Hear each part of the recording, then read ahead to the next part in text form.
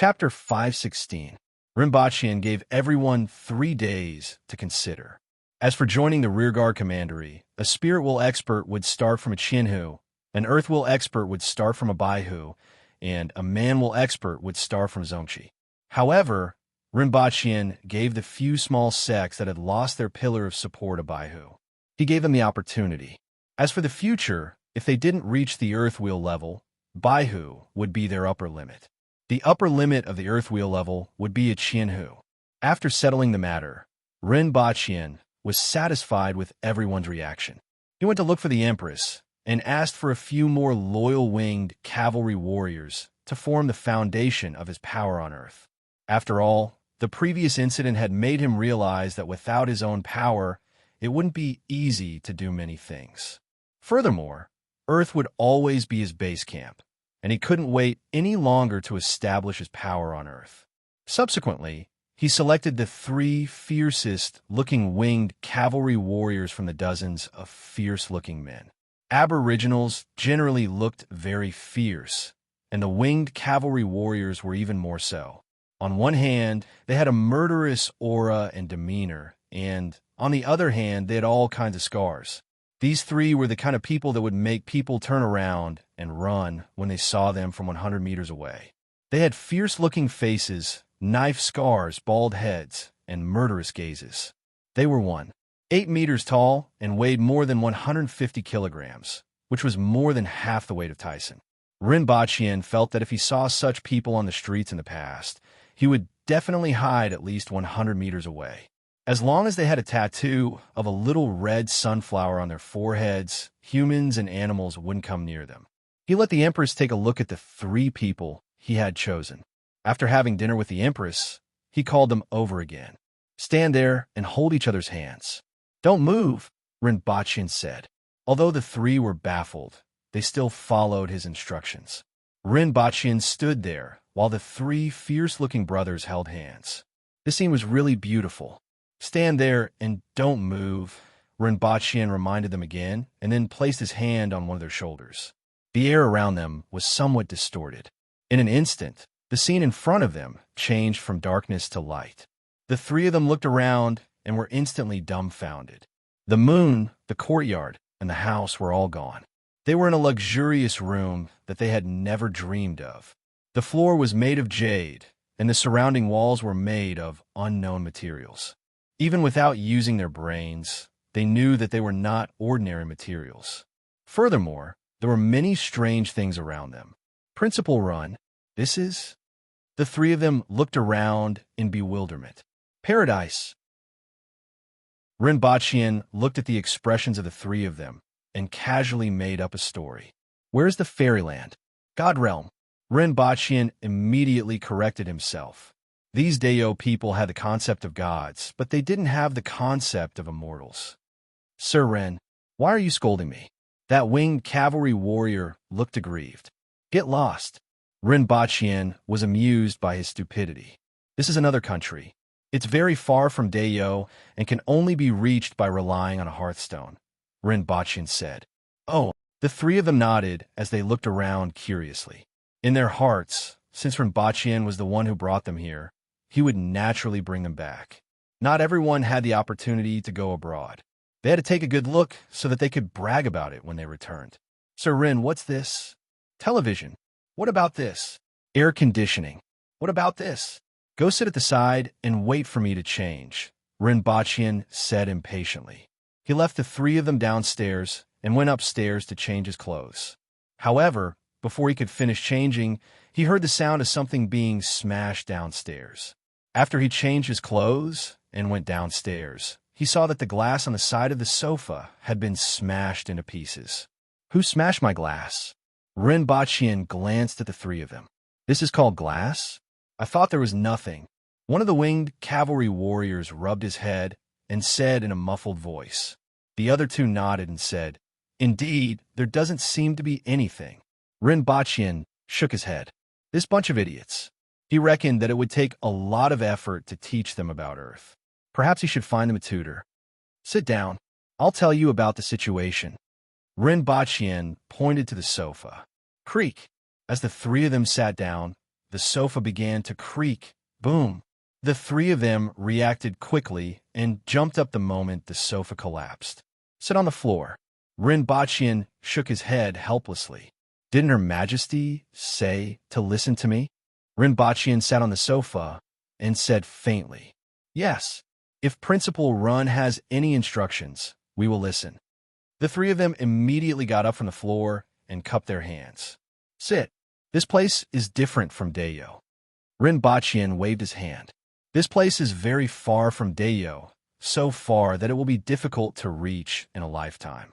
You have to use a hearthstone to go back and forth. I've already said this before. What I'm going to say next is that you will be living here from now on. What about the army?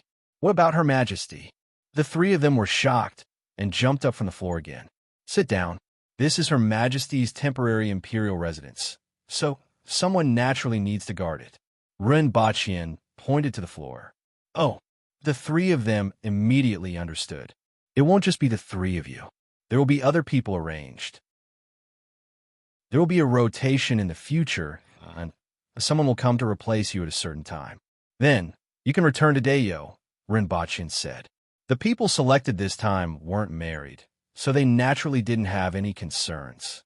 Furthermore, the Aboriginals had a long lifespan, so 10 years wasn't a problem for them. In fact, they had been here for 10 years, but only 3 years had passed in Dayo. After hearing Rinpoche's words, the three of them immediately relaxed. Wasn't it just guarding? Although they were only responsible for killing people in the past, they had to obey Her Majesty's instructions. This place is very important, very important. It's hundreds, thousands, and tens of thousands of times more important than places like Great Xia and the Yun Nation. You will slowly understand this in the future. Therefore, Her Majesty has arranged for you to come here because she trusts you and hopes that you can do a good job. Rinpoche had an expression that said that the party in the country had entrusted this important task to them.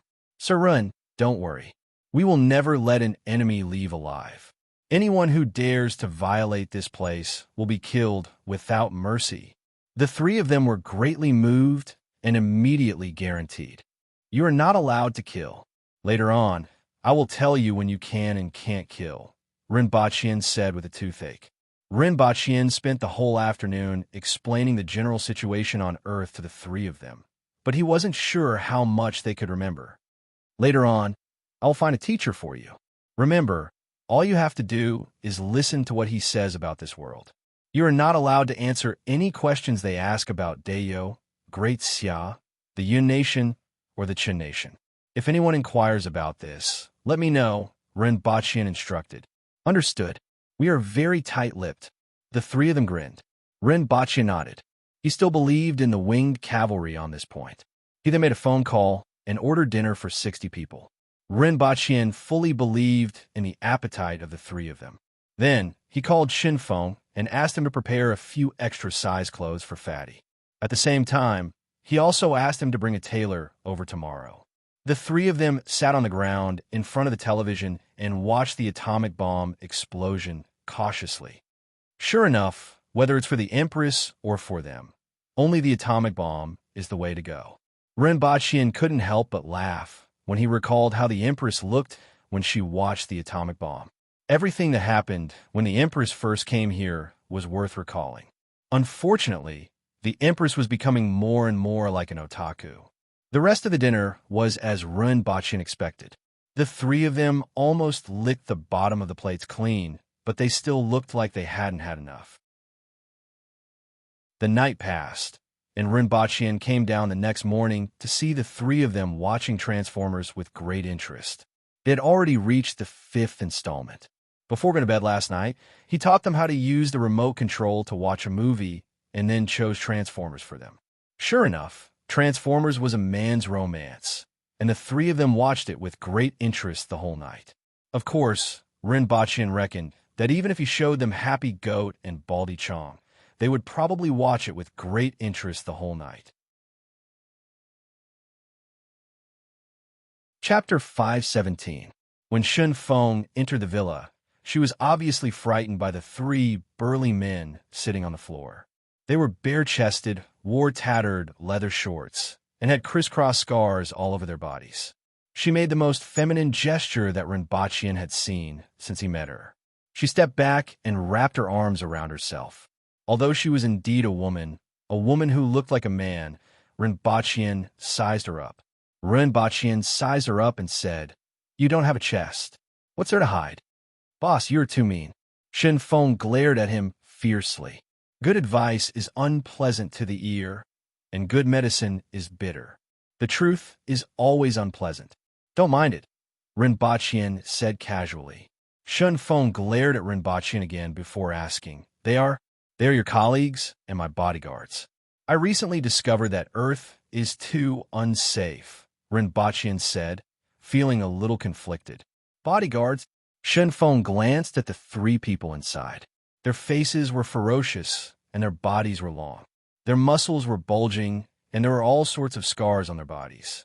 The coldness in their eyes when they occasionally turned their heads would cause one's heart to shiver. No one would dare to make a move on such people if they just stood there. Did you bring the plus-size clothes that I asked you to bring? Where's the tailor? Rinpochian asked. Shen Feng turned around and brought in a few bags on the ground outside the door.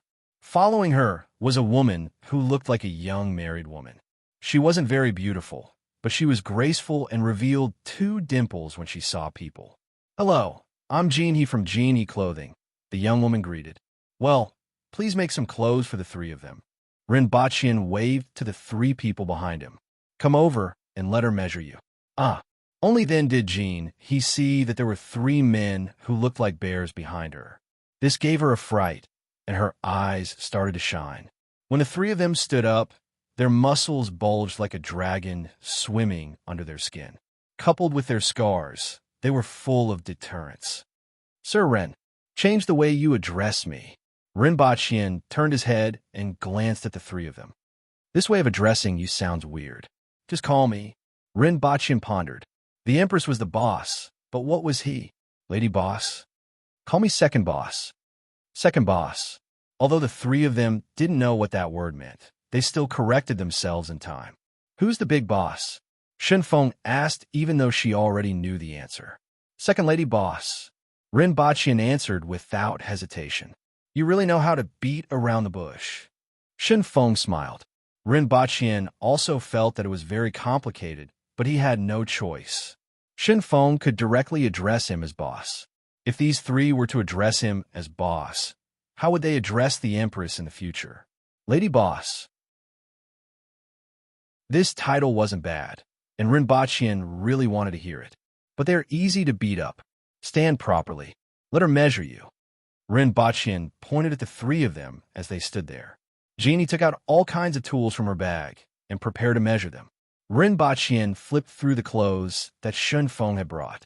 They were wearing jeans with extra weight, an oversized jacket, and an oversized t-shirt with all kinds of patterns.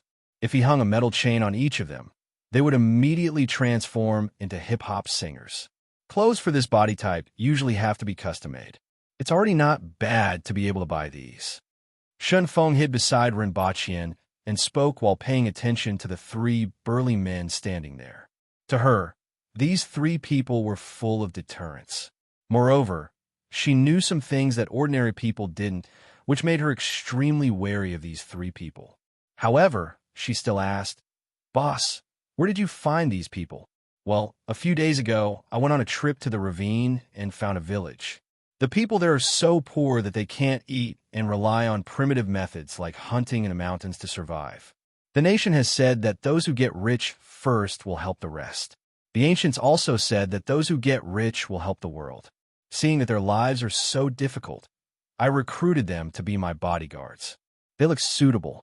Even if they can't fight, it's good to put on an act to scare people. Rinpochian was full of nonsense. Shen Feng felt a toothache when she heard this. A village so poor that they can't eat? Introduce me to a place that I can guarantee that they will all be able to eat. Those who get rich first will help the rest. There's nothing wrong with this, but why does it sound so strange coming from your mouth? Also, these 3 people can't fight? I reckon that even a special forces soldier wouldn't be a match for the 3 of them. Just by looking at their murderous aura, one could tell what kind of people they were. Hey, don't touch me, it's itchy. Do you see my fist that's as big as a casserole? Do you want to take a look? One of the guards on the other side shouted, raising his fist with a look of displeasure. You have to be meticulous and measure it bit by bit. Otherwise, if you mess it up, it will ruin the reputation of my shop. How did you train your muscles? You're so strong. The guard's voice sounded like he was squeezing water out of the last two sentences. This time, it was Rinpoche's turn to feel a toothache. He saw Jean touching here and there. Why are you measuring people's chest muscles? Why are you touching my abdominal muscles? That guard's face turned red. Then, the two of them trembled together. That guard wanted to hit them, but Rinpoche ordered him not to move, so he trembled. Jean, why are you trembling? Did you find him? Rinpoche glared at Shinfeng with an unfriendly look. Jean Clothing Factory is quite famous anyway. I thought you wanted to make clothes, so I specially found a famous tailor for you. Shinfeng coughed twice after finishing her sentence. Cough, cough. How much longer? I haven't finished measuring this one yet. What's the hurry? Jean said as she pinched that guard's back.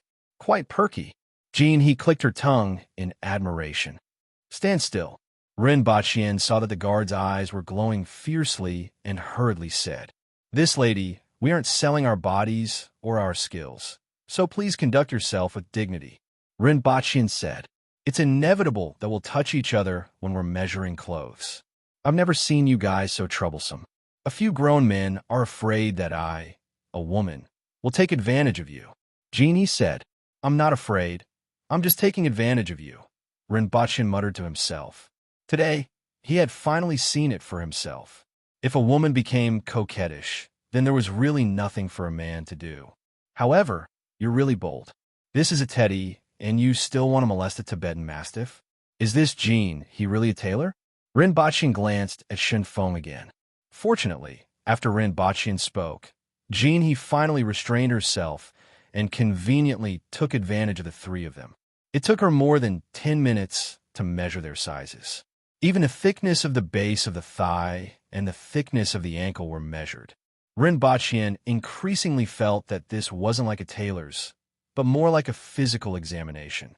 Mr. Run, do you want to make a set?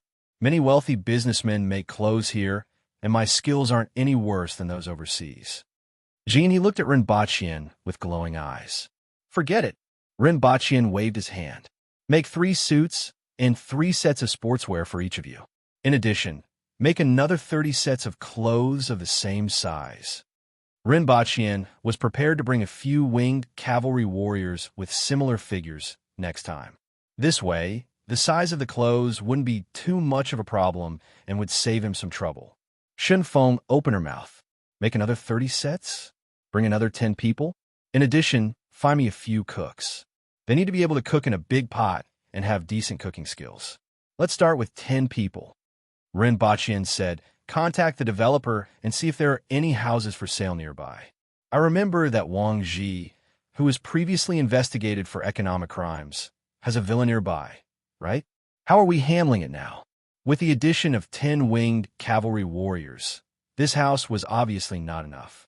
Rinpoche was going to find a villa nearby to use as a dormitory. As for money, he could get a loan anyway. Since he wasn't spending his own money, he naturally wouldn't feel bad. Chapter 518. On the second day after the 3 winged cavalry warriors arrived on Earth, Shinfeng left in the morning. Rinpoche received a call from Yang Sun, which was naturally about these 3 people. This news had already reached the ears of some people in the upper echelons of the country. Everyone wanted to know what Rinpoche wanted to do. Earth is too dangerous. With a few people, we can avoid what happened last time, Rinpoche said. That was just an accident, Yang Sun reiterated. The wreckage of the flying motorcycle has already been checked, and it should have malfunctioned. That car accident was also an accident, Rinpoche said faintly. Don't worry, I won't bring too many people, Rinpoche said. Not just these 3. Yang Sun immediately became alert. There will be a few more, but not too many. There's so many people on Earth. Are we lacking a few dozen people? They are different. Don't worry, they are all the same. I will restrain them and abide by the law. I'm the most law-abiding person, and so are my subordinates. In any case, it was a foregone conclusion that Rinpoche would bring people over. This incident also alerted the people in the upper echelons and made some people ponder. On the one hand, Rinpoche could bring people over. If he really brought a large number of experts, many people would feel uneasy. After all, these people were so strong that ordinary firearms were useless against them. In a city, such an expert's destructive power was no less than a small army. On the other hand, since he could bring people over so easily, could he also bring people over? Rinpoche previously said that it would be difficult, but it didn't seem like that at all. Perhaps there would be restrictions. Just seeing that he only brought 3 people, it was obvious that there would be restrictions. In other words, it could be done as long as it was within the limits. So what were these restrictions? Besides going through Rinpoche, was there any other way? Many people wanted to know the secrets here, but they didn't dare to risk angering Rinpoche at this time. After all, they had to rely on him in all aspects. Especially after he brought people over, it became more troublesome to deal with. They must be checked for diseases. As you know, different environments have different strains of bacteria, which may have a great impact on Earth. Are there any new diseases related to me now? Rinpoche asked casually. After such a long time, whether it was a disease from Earth or that world, there had never been a spread between the two worlds. After chatting with Yongsan for a while, Rinpoche finally agreed to give the 3 of them a test. It was the same as bringing pets from abroad back to China, and they needed to go through inspection and quarantine. However, Rinpoche believed that Yongsan wanted to conduct a physical examination on the 3 of them. And the facts proved that what he thought was right. The quarantine was conducted at the laboratory of the Messier 87 department. Rinpoche brought the 3 of them, who couldn't take their eyes off everything, to the Messier 87 department for a full 5 hours of various examinations. While Rinpoche and Yongsan were chatting at the side, the 3 of them injured more than 10 so-called quarantine officers. The one who suffered the most serious injury had a small portion of his bones broken, and this was under the circumstance that they were being lenient. The reason was that someone had touched their balls. A black off-road vehicle was parked a few hundred meters away. 2 men in it used binoculars to look at a villa in front of them. In front of the villa were 3 bears who were wearing baggy sweatpants and were bare-chested, revealing their muscles and scars. One of the 3 men was lifting a black car and exercising up and down, while the other 2 were sparring. Within the range of their sparring, it was as if an excavator had passed by. The lawn was almost completely gone, and mud was flying everywhere. This extremely mysterious scene gave the 2 of them a headache. Are all the people in the blessed enclave like this? One of them asked. I don't think so. It is said that there are also civilians there, the other man replied. I always feel that this scene is like an alien invasion of Earth. Seriously speaking, it is. Aren't there aliens everywhere outside of Earth? The 2 of them observed the movements there while communicating with each other. Is the blessed enclave considered Earth or an alien planet? I feel that the blessed enclave might be on the other side of Earth. Behind us is the United States. Rinpoche stayed on Earth for 4 days and finally made arrangements for the 3 of them. At the very least, he taught them some things that they had to abide by. For example, they weren't allowed to kill people. If an outsider wanted to know the purpose of their visit, they weren't allowed to hit Shinfeng, the chef, the cleaner, the food delivery man, or the police. It was really difficult for them to understand who they could and couldn't hit in a short period of time. In the past few days, he had also recruited 5 tall and strong chefs. After all, chefs who could stir-fry in large pots were generally of good physique. Although they looked quite strong, compared to the 3 of them, they were probably like a husky and a Tibetan mastiff. After tasting the food, Rinpoche felt that the taste of these chefs was just passable. The advantage was that they could still taste passable when stir-frying in large pots. This was very important. This level of taste was enough for the winged cavalry warriors. As for a house, they hadn't found one yet, so the 3 of them could only sleep on the floor in the living room. However, this didn't matter to them. Sleeping outdoors was a common thing, let alone sleeping on a jade floor. Until now, the three of them still firmly believed that the floor was made of jade. Let me remind you again that this place is different from Dayo. You aren't allowed to kill people here. If they aren't enemies, you aren't allowed to hit them, especially the chefs. You aren't allowed to use the chefs as fitness equipment. Runbachien said sternly. Also, I will find a teacher for you in the afternoon and evening. Don't hit him. Don't hit him. Don't hit him. Don't threaten him. If he asks you anything, just say that you have been living in the mountains and don't know anything. Don't worry, second boss. The three of them pounded their chests with their fists, making drumming sounds. Rinbachien was worried that their hearts would jump out of their throats if they punched them. That's all. I'm going back to accompany Her Majesty. Sir Ren, ask Colonel Lee to help me tell Xiangyu from Jinyu Pavilion that I can only visit her in a few years.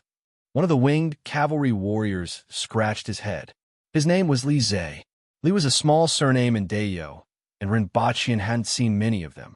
Other than him, he had only seen Colonel Li, Li Tanhua. Don't worry, I will find a good family for her. Rinbachien sneered. Oh, that's good too. That winged cavalry warrior scratched his head. She's already married. I will find someone else when I get there. Rinbachien sighed. Sometimes, talking to this bunch of idiots was like punching cotton. The next second, he disappeared into thin air with the big and small bags beside him. Some of them were skunk bombs, some were students' exam papers, and some were binoculars and infrared detectors. He also asked for some energy detectors, which were the ones that Yang Sun had brought over previously. However, he could only get them the next time he came back. Is he really gone? The three-winged cavalry warriors saw Rinbachien disappear into thin air and reached out to touch him, only to feel empty air. That's amazing. That Hearthstone must be a great treasure. By the way, how will the patrol be arranged? Sir Rin didn't say. One-on-one. The loser will have to patrol at night. I'm hungry. Let the chef cook. We will fight after dinner. Yesterday's red braised pork tasted good. I exercised a little today, so I feel like I can eat more. Let him cook more. The three of them were only slightly surprised for a moment before they focused their attention on eating. Surin seemed to have mentioned that someone called teacher was coming. What does he look like? Ask if anyone comes later. If he is, then stay. If he isn't, then beat him out. In the afternoon, the three of them had just finished their 3-hour lunch and were reminiscing about the delicacies when the doorbell suddenly rang. Who is it? A winged cavalry warrior opened the door and looked outside with a fierce look. Sorry. My name is Enran. I made an appointment with the owner of this house. He said he was looking for a private tutor. A bespectacled young man stood outside the door. When he saw the burly man looking at him fiercely, his legs immediately went soft. Chapter 519.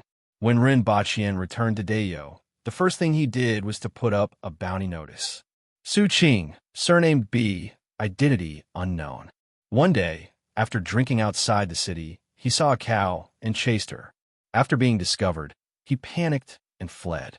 This person is wretched, corrupt, and guilty of the most heinous crimes.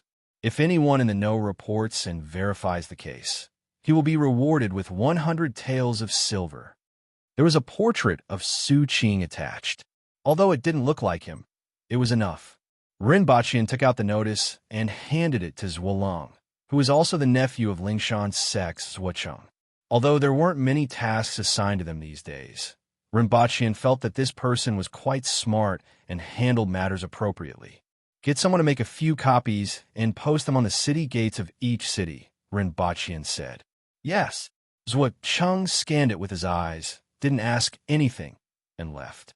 He naturally knew about Su Qing's identity, but he didn't know about the collusion between Su Qing and Rinbachien. It was normal for Rinbachien to issue a bounty to arrest the envoy of Great Xia. However, this crime was really disgusting. If he were to be accused of such a crime, he would probably want to die. Half a day later, the bounty notice was posted in important places in Jiangbei City. After that was Wu City. After that, this wanted poster that filled people's imagination was quickly pasted to the surrounding cities. Many cities had just posted the notice, and it attracted a lot of onlookers. After all, these cities were currently in the hands of the Aboriginals. Although there were people who comforted them, they were still anxious and didn't know what would happen in the future. Therefore, as soon as the notice was posted, it was immediately surrounded by people who wanted to see what was written. What does it say? I don't know. There's a portrait, and it looks like a bounty notice. No matter where one was in this world, illiterate people were the majority. Cough, cough. A middle-aged man wearing a patched robe walked into the crowd. He coughed, and the people around him immediately made way for him. There was no imperial examination in Tianjin Basin, and there were no channels for promotion. As a result, scholars weren't very respected, and many people couldn't bear to see them studying at home every day. However, whenever this happened, it was their turn to show their skills. Mr. Jing, what does it say? Many people behind him asked. Mr. Jing's face showed satisfaction. His most glorious time was every time when he was like this. When he saw the contents of a notice, the corner of his mouth immediately twitched, and then he flew into a rage. There's actually such a person. It was a heinous crime. This kind of person deserves to die. What did he say? Everyone was curious. Damn it. Mr. Jing cursed again before reading the contents of the notice. The crowd immediately burst into an uproar. No way. Is that true? I've heard of it. It happened in Jiaozi village. A young man in the village was discovered. What happened next? Someone immediately asked. Then he disappeared. I don't know where he went. With this opening, the atmosphere became even more lively. For a moment, everyone forgot about the Aboriginals taking over and what they should do in the future. Instead, they began to discuss this matter excitedly. 2 days after Rinpoche handed the notice to Zwolong, he gathered the people from all the sects again. Everyone, what's your decision?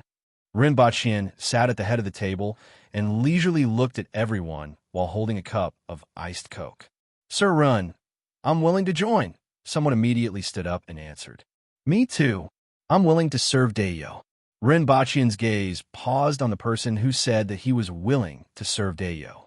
This person was a little clever, but that was all. However, it was impossible for everyone in this world to be smart. If everyone was like an old monster, he wouldn't be able to survive. Rinpoche remembered that there were about 40 Earth Wheel experts who were willing to join. This meant that apart from the people from the hidden village, more than half of the remaining 63 Earth Wheel experts were willing to join. Every sect had one. However, Rinpoche also noticed a problem. Most of the sects left one person behind. After thinking for a while, Rinpoche understood that they didn't want their sects to completely become vassals of the imperial court. The person who was left behind to carry the burden. This included the Lingshan sect. As for the Golden Ring residents, except for Painting Fairy, the remaining 4 spirit wheel experts all spoke up. Even Zhan Chongkong was the same. It seemed like the Golden Ring residents was really determined. As for those man wheel experts who had lost their chief and elders, they naturally wouldn't give up this opportunity. Rinpoche looked at Qin Yun's sword and Zhuo Cheng, who both closed their eyes and remained silent. That's it then. Those who joined the rearguard commandery can stay. The rest can go back first, Rinpoche said faintly. After a while, the courtyard was half empty, and only about 60 people remained. Congratulations to everyone for making a wise choice. Rinpoche placed the Coke on the table and raised his voice. You're the first batch, the easiest batch to join, and also the batch with the most opportunities. In the future, you will be working for the Imperial Court and Her Majesty. Therefore, no matter what happens, as long as you abide by the laws of the Rearguard Commandery in Dayo, the Imperial Court and Her Majesty will support you. At the very least, I will be your backing. I don't know what you want. Maybe it's money, maybe it's power, maybe it's women, maybe it's treasures. Rinpoche looked around at everyone and then said forcefully, Sure, as long as you do what you should do. I don't need to say anything else. If you need various kinds of medicinal herbs, as long as they are available in the 60,000 mountains, you will have the opportunity to get them. At least in a few years, you will be able to say goodbye to your former selves. The Rearguard Commandery implements 2 distribution systems. One is your salary, which is easy to understand.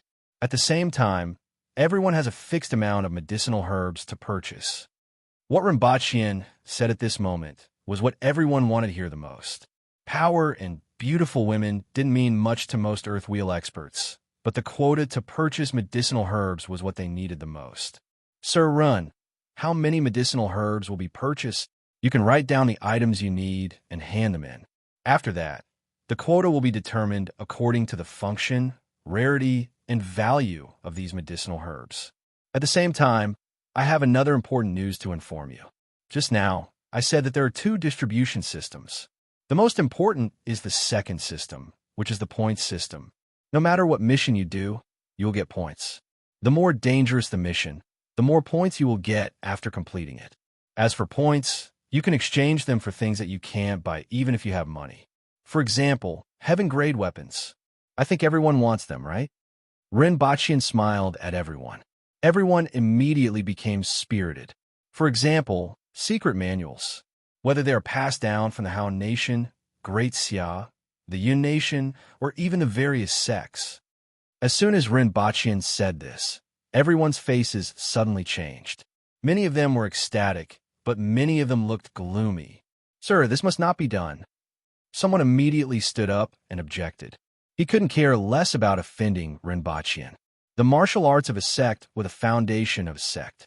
How could it be passed on to outsiders? Rinpoche had already expected this reaction and naturally had a countermeasure. Don't worry. Each of your sects can choose 3 core martial arts manuals and submit their names to me. They will only be placed in the Royal Library and will not be included in the points exchange list. Furthermore, the martial arts exchanged for points must not be passed on to others. Otherwise, regardless of whether it is the imparter or the learner, they will be killed without mercy.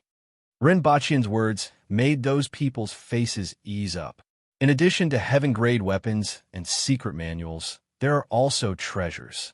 Some rare treasures will also be included in the points exchange, such as Kirin blood, the blood of a true dragon. Rinpoche thought of the husky in the pond in the palace. Back then, the 7th prince of Great Xia used the blood of a true dragon to exchange for its essence blood, right? Although it was useless to him, it should be of great use to some people. Furthermore, this was just an example. If someone really needed it, they could just give it some blood. In any case, it was such a big lump that occasionally giving some blood was beneficial to its health. Sir Run, are you serious? Upon hearing this, many people couldn't sit still and immediately stood up. Whether it was heaven-grade weapons or secret manuals, there would always be a chance if they put in more effort. However, some treasures really couldn't be obtained anywhere. Just these 2 things that Rinpoche mentioned were enough to make many people desperate. Of course, Rinpoche laughed. There are 7 drops of the blood of a true dragon in the palace. This is the essence blood found on the corpse of an ancient true dragon, not the little worm in the pond in Great Xia. In addition to these, there are also the cloud crystals. Other rare treasures will gradually be included in this list, Rinpoche added. This time, the rest of the people couldn't sit still anymore. If treasures like the blood of a true dragon and the blood of a Kirin were only needed by a small number of people, then everyone needed the cloud crystals. This precious mineral was obtained from the stomach of the flower eagle when Rinpoche returned from the iron mine in Mount Lupan. As long as a little bit of it was added during the forging of a weapon, the weapon would be filled with spirituality. It could be said to be a dream come true for everyone. Most importantly, this kind of thing was also very useful when a spirit wheel expert was condensing a heaven-grade weapon. Even if the cloud crystals couldn't move them, as Rinpoche had mentioned, other rare treasures would gradually be included in the list of items that could be exchanged. There would always be something that people would risk their lives for. As soon as Rinpoche explained the point redemption system, everyone couldn't sit still anymore. All of their faces were filled with excitement. Rinpoche was also very satisfied with everyone's reaction. This way, the temptation he gave them was great enough, and he wasn't afraid that they wouldn't work hard. As for the points that could be exchanged, well, this was good enough to look at. Although it wasn't unattainable, it would still be difficult for even a spirit wheel expert to achieve it. If it was an ordinary mission, it would probably be impossible to achieve it in a lifetime. It would only be possible if one completed many more difficult missions. If someone could really achieve it, such a person would be valuable enough for Rinpoche to use rare treasures to win him over.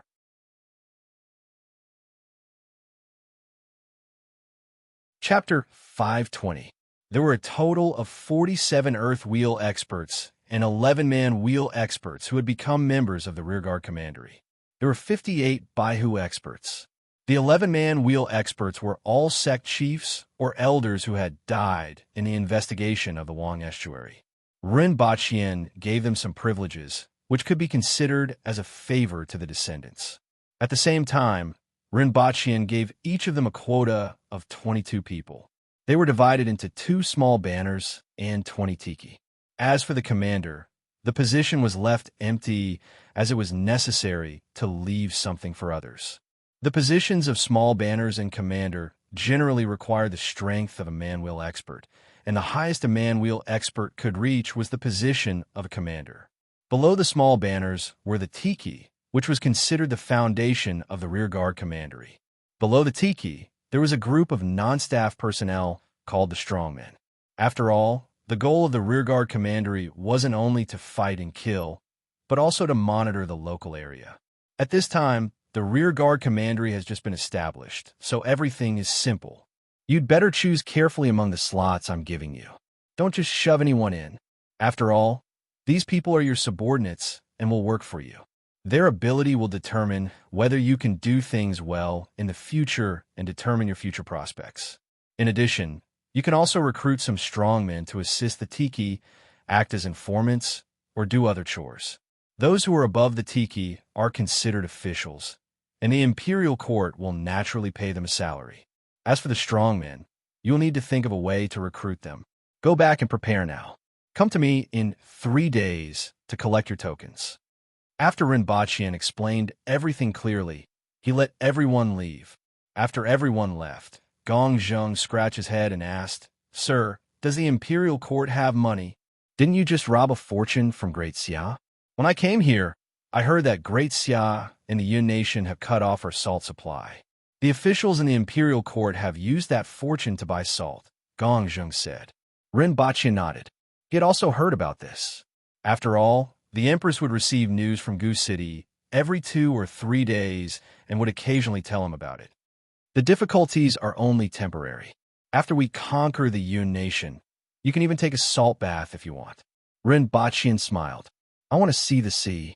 I heard that there are big fish in the sea that can feed a person for a lifetime. It's like a piece of land when it floats to the surface of the sea, said Gong Zheng with a grin. I want to see it too. Even though Rinpoche felt that he was talking about whales, he couldn't say for sure. The animals in this world were larger and more ferocious than those on Earth. For example, pandas ate bamboo on Earth because of the environment. In this world, they ate bamboo because they were at the bottom of the food chain. Other than eating bamboo, they probably couldn't even beat a rabbit. If it's like this on land, then the marine life in this world should be even more spectacular. That night, Rinpoche and the Empress were enjoying the shade in the courtyard. When they heard a guard report that someone who claimed to be an old friend was here to see Rinpoche, they knew that the person they were waiting for had arrived. He asked someone to bring him to the front hall. Sure enough, it was Su Qing. When Su Qing saw Rinpoche, his face started to twitch. His facial expression alternated between black and green, as if he had eaten a mouthful of hot feces. In fact, his experience was no different from eating a mouthful of hot feces. When he saw the arrest warrant, he almost spat out a mouthful of blood. He even had the thought of fighting Rinpoche to the death. If this matter were to spread back to Great Xia, he would really become a laughingstock. He was a famous handsome man in Great Xia. Many girls in the brothels were jealous of him for a second look. At this moment, he had become a pervert who had sex with a cow after drinking in Dayo. Even if others didn't believe it, they would definitely use this matter to mock him. It was simply too vicious to destroy someone's reputation. After staring at Rinpoche for a long time, he saw that he was still drinking tea, as if nothing had happened. Finally, like a resentful wife, he complained, "Sir Run, Why do you have to do this? You forgot to leave your contact information last time, Rinpoche said unhurriedly. Rinpoche said unhurriedly. Look, you appeared in front of me so quickly. This means that this method is quite effective. Speaking of this matter, Su Qing's face twitched even more. After a long while, he sighed and said, You have seen the person. Tear down those arrest warrants.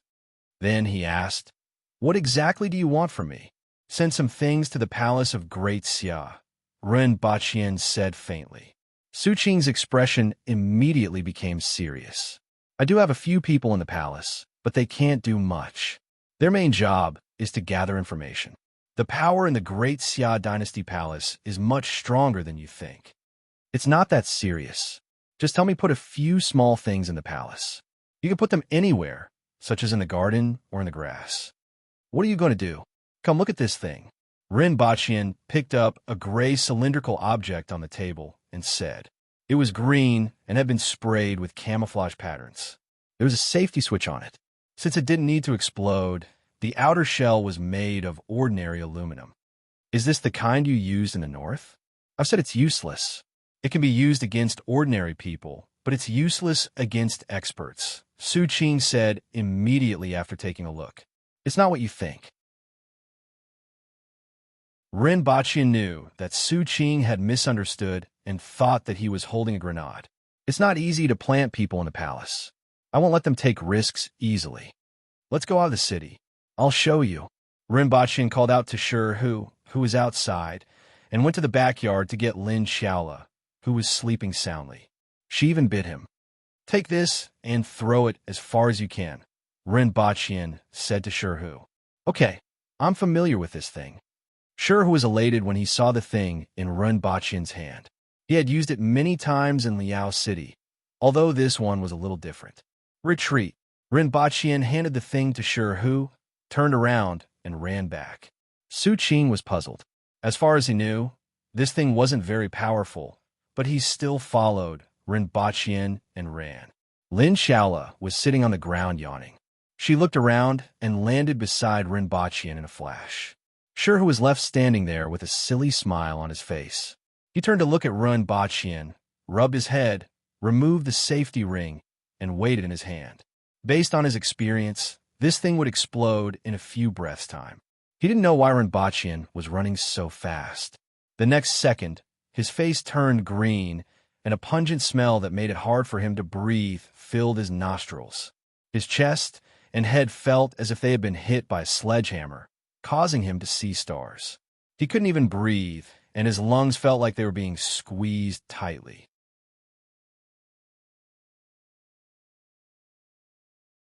Chapter 521. Don't come over. Rinpoche's face changed when he saw Shi, who running in his direction.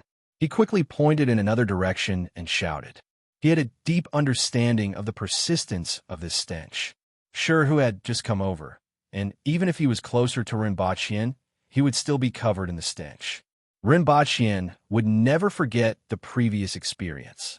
As such, he quickly shouted when he saw Shi, who running in his direction. However, it was too late by the time he shouted. The speed of an earth wheel expert wasn't something he could compare with, even if he had a head start of 100 meters. Shi swept past him like a gust of wind. With a wave of his sleeves, he did not take away a single cloud, only leaving behind a stench that made people want to faint. Rinpoche's face immediately turned green. Wretch! Wretch! Rinpoche quickly ran to the side to vomit, and Lin Xiaola had already run away as if she had seen a ghost. Only Su Qing, who didn't know what was going on, suddenly smelled the smell of old feces that had been sealed for 100 years mixed with something else. It made his chest tighten, and his vision blacked out. He suddenly staggered and almost fell to the ground. Wretch! Wretch! Rinpoche and Su Qing vomited on both sides. You want me to bring this thing to the palace? Wretch! This is just the aftermath. It's not even a tenth of its true power. Go to the center and smell it. Wretch! You are crazy? You just want to discuss Xiao Bailong, but you don't have to do this, right? Wretch! I prepared 1,000 of them for Xiao Bailong. As long as you can put them all in the palace, I guarantee that Xia Bailong will immediately move the capital. Retch. The two of them retched for a long time before recovering a little and gathered together to talk. As a result, when they stood together, both of them showed a look of disgust. As they stood together, the stench became even stronger. Your request is impossible. Even if you bring this thing into the palace, it will be discovered immediately if you use it. Su Qing pinched his nose and looked at Rinpochian with an ashen face. He looked at Rinpochian as if he was looking at Ultraman. The things that could explode on the battlefield with Great Xia were created by him. There was also the poisonous gas from before. Now he made this thing. This person was really unusual. Thanks to him, Rinpochian suddenly realized that sometimes the stench was more deadly than the poison. I have a way to make this thing explode on its own at a predetermined time. Rinpochian's face turned green. He pinched his nose and stood there with a look of disgust. He didn't forget to fan the air with his hands, even though it was useless. Is it reliable? Su Qing asked with a frown. If that was the case, it would still be feasible. I can at most extend it for 24 hours, but that would be too easy to be discovered. It would be best to extend it for around 2 hours. What is your purpose in doing this? 1,000 of these things releasing their stench at the same time. Don't you think Xia Baichong's expression will look good? He gave me so much trouble, so a little revenge can be considered reciprocation. And after this, I will tell him that I did it. He won't be able to take this lying down and will send troops. At that time, your opportunity will come, Rinpochian said. Although Dayo was already fighting on 2 fronts, he wasn't worried. Almost all of Great Xia soldiers who could fight were dead. Now, only a small number of soldiers were left in the country, as well as the ones stationed at the border of the Yun Nation. Hong wouldn't feel too much pressure. As for recruiting and training new soldiers in Great Xia, the Yun Nation would probably have become a Yun protectorate by then. He had enough confidence in the brains and combat power of the Aboriginals. The two were complete opposites. The only thing he needed to worry about was rations. Su Qing pondered for a moment, nodded, and said, "Give me the things. I can't guarantee that all of them will be useful. 1,000 of them is too much, and it will be difficult to transport them into Great Xia's palace. However, I should be able to transport some of them. Come and collect them in 3 days, and I will give them to you. These things can only be stored for half a year. After that, they will be leaked. I hope you can get them as soon as possible," Rinpochian said. He reached a consensus with Su Qing after a few words. Rinpochian could take revenge, and Su Qing could also get the opportunity he wanted. He had no reason to refuse. By the way, you said that the people in Great Xia's palace are very strong. As far as I know, there are only a few spirit will experts in Great Xia, right? It's not as simple as it seems. A spirit wheel expert has a lifespan of at least 200 years. The royal family of Great Xia has been looking for talented young people and has accumulated a lot of strength over the past few hundred years. As far as I know, there are at least 8 spirit wheel experts in the palace, and at least 3 of them have condensed heaven-grade weapons. Rinpochian nodded thoughtfully. 8 spirit wheel experts weren't even comparable to Tianjing Basin. However, this was only the palace. If the entire Great Xia was included, there would be at least 100 spirit wheel experts. The more people there were, the more experts there would naturally be. Fortunately, most of the spirit wheel experts occupied their own territories and ignored Xiao Baichong. Come and find me in 3 days. Rinpoche nodded at Su Qing and turned to walk toward Jiangbei City. Stay away from me. I will give you half a month off. Don't let me see you during this time.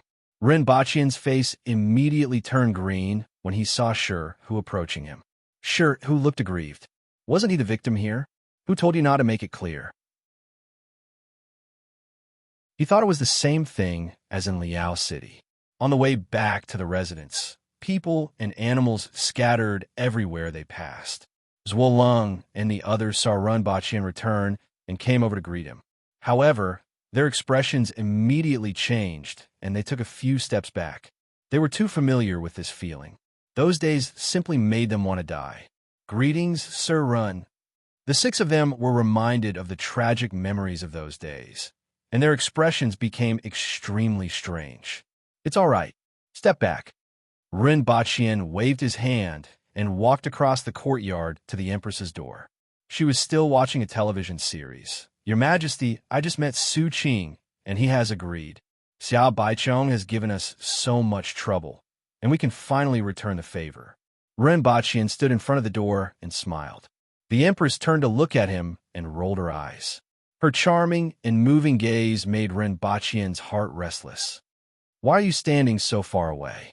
I'm afraid that your Majesty will dislike me. Why are you so weird today? Come over." The Empress didn't take it seriously. "I'll go over then." Rinpoche was a little dispirited as he strode into the house. However, just as he took 2 steps in, the Empress frowned, and her expression changed drastically. She struck out with her palm, and Rinpoche felt his body fly backward uncontrollably. "Your Majesty, you said that you won't dislike me. You didn't say that your body stinks." The Empress said with a cold face. "Why are you covered in it again?" Rinpoche felt that he was quite unlucky and told her what happened just now. "Oh, I see that you have been working too hard these days, so I'll give you a few days off.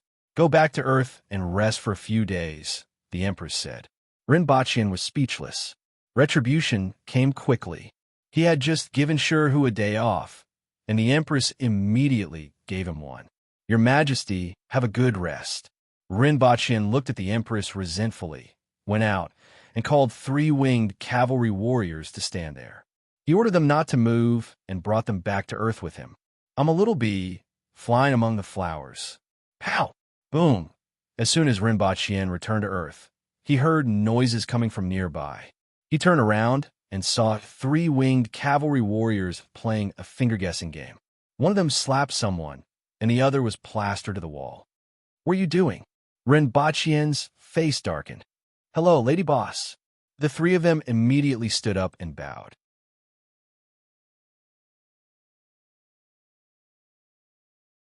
Chapter 522. Shun Feng. Rinpoche gritted his teeth when he heard the name of the culprit. This be **starred. She was the one who taught the Lady Boss. She was also the one who taught the finger-guessing game. Although Rinpoche was well aware of her identity, she was a little too daring. Of course, Rinpoche had sufficient reason to believe that if he fired her and found another assistant, it would still be someone from the nation. Perhaps he should go abroad and find a Chinese person. Rinpoche thought about it and asked, "Did I say anything that I shouldn't?" "No." The 3 of them turned around at the same time. Rinpoche was a little doubtful whether they knew what he had said, but he didn't ask any further after hearing their reply. He went upstairs, changed his clothes, and called Shin Feng. "Where are you? Come to my place." Rinpoche's voice was very calm, and he couldn't tell whether he was happy or angry. However, he was still somewhat dissatisfied with Shin Feng. Although she had been doing a good job recently, he wasn't happy to hear her try to get information out of her. "I want to resign." Shin Feng shouted at Rinpoche as soon as she answered the call and immediately hung up. "Huh?" Rinpoche was stunned. What was wrong with Shin Feng today? He hadn't caused any trouble for her yet, but she actually dared to say that she wanted to resign? She even hung up on him? Before he could figure out, his phone received 3 photos in a row. They were 3 selfies of Shin Feng. He saw bald, angry, and wearing a patient's uniform. Was it a pig's head? His eyes had become slits, and one side of his face was completely swollen. He didn't know what kind of medicine was applied on it. His hair was shaved, and his head was wrapped in bandages. The background should be a hospital ward. The other photo showed his arm in a cast. Shin Feng then called again. "Did you see that? Look at what your ***starred has done. I'm not doing it anymore. I'm not doing it anymore." Boo-hoo. Perhaps it was because she was thinking about her tragic experience, but Shin Feng actually started sobbing. This was quite rare. After all, she always had a very cold and neutral image, and it was rare to see her so emotional. It turned out that she was still a woman. Rinpoche was a little puzzled. Was this caused by the 3 idiots below? "Have a good rest first. I'll give you a month off." He hung up the phone, ran downstairs, and saw that the 3-winged cavalry warriors who had arrived earlier were showing off to the other 3 about the things in the room. "Did you guys beat up Shin Feng?" Rinpoche asked with a black face. How many times have I reminded you? No. The three of them shook their heads in unison. Not yet? Rinpoche looked at the selfie that Shun Feng had sent and asked, how did she become like this? Play Little B. She's the one who suggested it. You can't blame us, the three of them immediately said. Rinpoche suddenly thought of the scene he saw when he just returned. You guys play one more round. BB, fly among the flowers. The three of them used rock, paper, scissors at the same time, and then, pa! The other two slapped one of them to the wall. That's it. She suggested it. I didn't expect her to be so fragile. As expected, Rinpoche was a little speechless. Shun Feng brought this upon herself, right? A sin caused by heaven could be forgiven, but a sin brought upon oneself was the hardest to bear. Rinpoche thought for a while and warned, don't miss your patrol. If anything happens to Her Majesty's temporary imperial residence, no one can protect you. This wasn't Dayo, and he wasn't prepared to let these people behave like they were in the military. Speaking of which, as long as it wasn't during war, they would probably behave the same way in the military. Understood. The three of them were originally worried that Rinpoche would reprimand them, but they were overjoyed when they heard this. How's your learning these days? Rinpoche asked. Those chefs are good people. I learn a lot from them, the three of them said. Huh? Chefs? Where's the teacher I found for you? Rinpoche was puzzled. I didn't see the teacher. Hey, didn't come? Rinpoche took out his phone and looked at it. Sure enough, there were 2 calls from the tutor he found previously. He immediately called back. Then, the other party immediately hung up. Rinpoche's face immediately turned black. What was going on today? He called again. This time, the other party picked up and said rather coldly, Sir, what else do you want? Why didn't you show up at the appointed time? Are you serious? I went, but I was chased away. Although I'm not as rich as you, there's no need to tease me, right? I'm just a student, and I'm not used to these things. After finishing his sentence, he hung up the phone. Who came after I left? Rinpoche turned to look at the winged cavalry warriors and asked with a black face. There was a skinny and weak little guy who said he was a tutor. Sir Run, you instructed us to chase him away except for the designated people. So, I chase him away. Rinpoche was speechless. I'm not angry. I'm not angry. I'm not angry. Rinpoche muttered as he held his head. If you're to get serious with these idiots, he would lose. The three of you can tell them about it first. Rinpoche waved his hand, drove to the entrance of the university, and stuck a piece of paper on the car window. Looking for a tutor with an hourly salary of 200 yuan. Requirement: honest. Many people saw this scene and immediately became interested.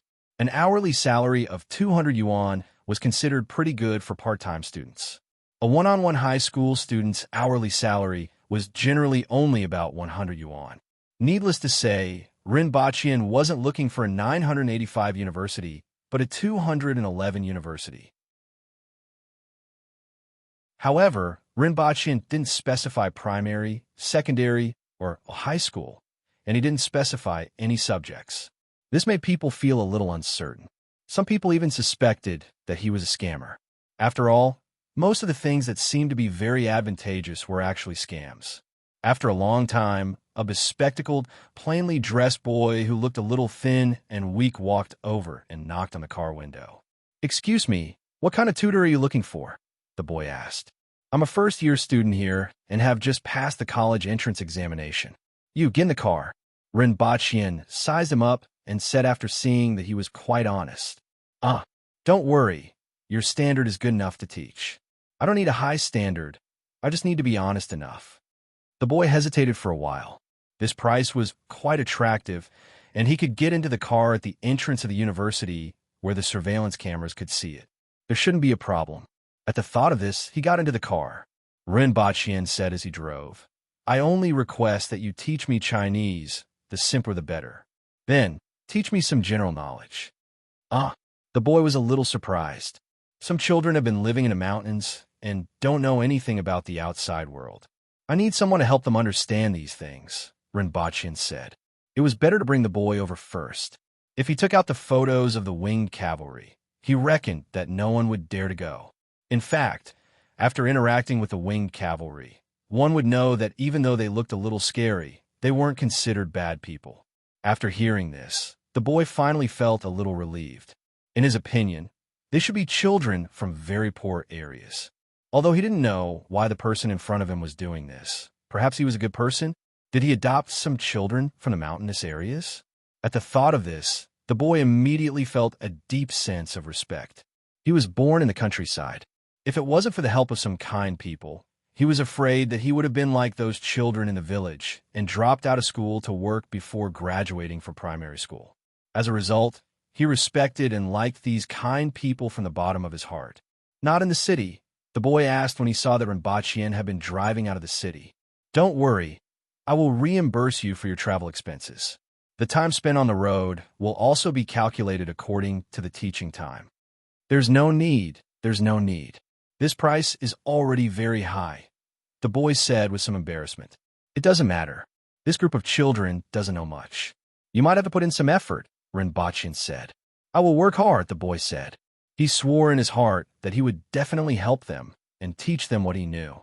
It wasn't just for the salary, but also because they had the same background as him. This thought persisted until Rinpoche opened the door of the villa. Well, these 6 are the students you will be teaching. Rinpoche smiled amiably.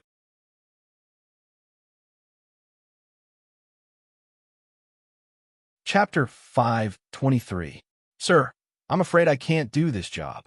The boy trembled as he looked at the 6 burly men in front of him. They were 8 meters tall, more than half a head taller than Rinjia, and more than twice as wide as him. They stood in front of him like a wall. Also, their bald heads, ferocious faces, and cold gazes didn't look like good people in any way. The most important thing was the crisscrossing scars on their bodies. You're telling me that they're children from the mountains? How are they like children from the mountains? How are they like children from the mountains? How are they like children? Even the legendary gangs aren't this scary, right? Are they bandits? How should I address you? Rinpoche asked with a smile. Ding Jia. Sir, I don't have money. My family is from the countryside, and our family doesn't earn more than 10,000 yuan a year. Ding Jia looked like he was about to cry and trembled. Don't be afraid. They are good children and very straightforward. It's their parents' fault that they look like this, not them. Don't judge a book by its cover, right? Rinpoche said kindly. But they really aren't children. Just treat them like children. Rinpoche said decisively. I can't do it. I feel like I'm a child. Ding Jie clung to the door and shivered like a quail being targeted by a pack of wolves. However, Rinpoche had already closed the door before he could do so. He now felt that he was really unlucky today. Previously, he thought that the smiling young man beside him was a good person worthy of respect. Now, he just wanted to give him back his respect. Let him go while you're at it. 300 yuan an hour. Don't worry, we are all decent people. I'm also a state employee and have a certificate. These people have been living in the mountains and are all hunters. The scars on their bodies are from hunting, and they would starve to death if they didn't hunt. They know very little about the outside world, and I don't have that much time to teach them, so I found a teacher for them. The country has said that those who get rich first will lead those who get rich later. At least spiritually, you are the first to get rich, so you need to lead those who haven't gotten rich yet. Rinpoche continued to smile and even took the initiative to increase the salary by 100 yuan. Ding Jie was struggling between the high salary of 300 yuan per hour and the threat of the bandits in front of him. 300 yuan an hour, and only 3 hours a day. That would be 10,000 yuan a month, which was equivalent to his family's annual income. For him, this amount of money was enough to change the fate of his family. I don't do anything illegal, Ding Jie said cautiously. Don't worry, we are all decent people. I'm a government employee. Do you want to see my proof of employment? Rinpoche smiled. Yes, Rinpoche's mouth twitched. This child really had no EQ. However, this child was rather honest and didn't have any schemes. It would be a good idea to let him teach these winged cavalry warriors. He will be much better than the others. Have a seat first. Rinpoche pointed at the sofa and went upstairs to get his ID. When he came down, he found Ding Jie sitting there awkwardly with his hands on his lap and his head almost burrowing into his pants. In front of him, there were 6 burly men staring at him with wide eyes. Well, don't worry. They just look scary. You don't have to be so restrained. Rinpoche threw the ID on the table. Ding Jie looked at the contents of the ID, looked at Rinpoche, and carefully examined the ID. In the end, he couldn't distinguish whether it was real or fake, but he was more or less relieved. It was about the size of a fingernail. He will be your teacher from now on and will be responsible for teaching you some basic knowledge. If you don't understand anything, you can ask him. Remember to respect him. Don't beat him, scold him, threaten him, or use him as fitness equipment. Rinpoche said to the 6 winged cavalry warriors. However, Ding Jie trembled with every sentence he said. He was constantly doubting whether his decision was right or wrong. Got it, Lady Boss. Got it, Sir Ren. The 6 men became 2 voices. Call me second boss. Rinpoche's face darkened. Whoever calls me Lady Boss again, I will strip him naked and hang him on the flagpole. You can start now.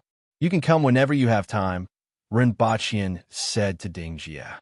As for the money, I will transfer 35,000 yuan to you first. 30,000 yuan will be your tuition fee for 100 hours, and 5,000 yuan will be your travel expenses during this period.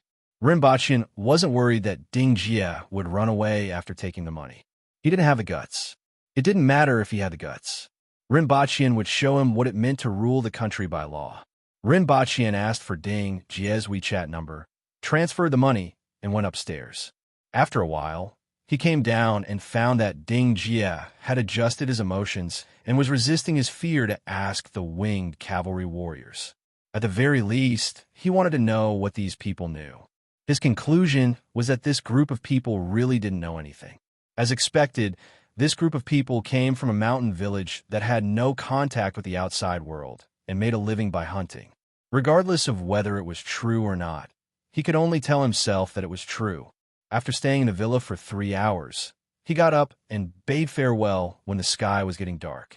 Since Rinpoche had already transferred the money to him, it wasn't difficult to book a taxi. However, he still walked down the mountain to take the bus and try to save every cent. Ding Jie, you found part-time tutor? 200 yuan an hour? How is it? Is it reliable? Is it a scammer? Ding Jie was questioned by a few of his roommates when he returned to the dormitory. After all, 200 yuan an hour wasn't a small amount for students. In fact, many people saw it at that time, but many of them felt that it was a scammer. In the end, Ding Jie was the first to ask, and it actually succeeded. After Ding Jie left, there were even more people who believed that he was a scammer who specialized in scamming rural students who didn't know anything. As a result, there were people who questioned him the moment he returned. Some of them were kind, but there were also people who were waiting to see him make a fool of himself. Ding Jie didn't mention anything about increasing the salary to 300 yuan an hour. He just squeezed out a smile and said, "It's quite reliable." He thought to himself that it would be better if those people looked like normal people. He didn't even know if he had really profited this time, because those people always made him feel afraid. Really? Is it a weekly or monthly knot? Be careful, his roommate warned. I have already paid a sum of money in advance. It's enough for a few days, Ding Jie whispered. Ding Jie whispered. He was truly grateful to Rinpoche for this. This sum of money was too important to him. How much? Someone asked curiously. Ding Jie didn't have much contact with people and didn't know how sinister people were. He raised his hand and gestured 3,000 yuan?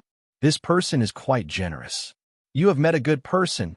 Someone immediately laughed. How do you know it's not 300 yuan? Someone immediately asked. Ding Jie has been gone for a few hours this time. 300 yuan might not even be enough for today's lesson.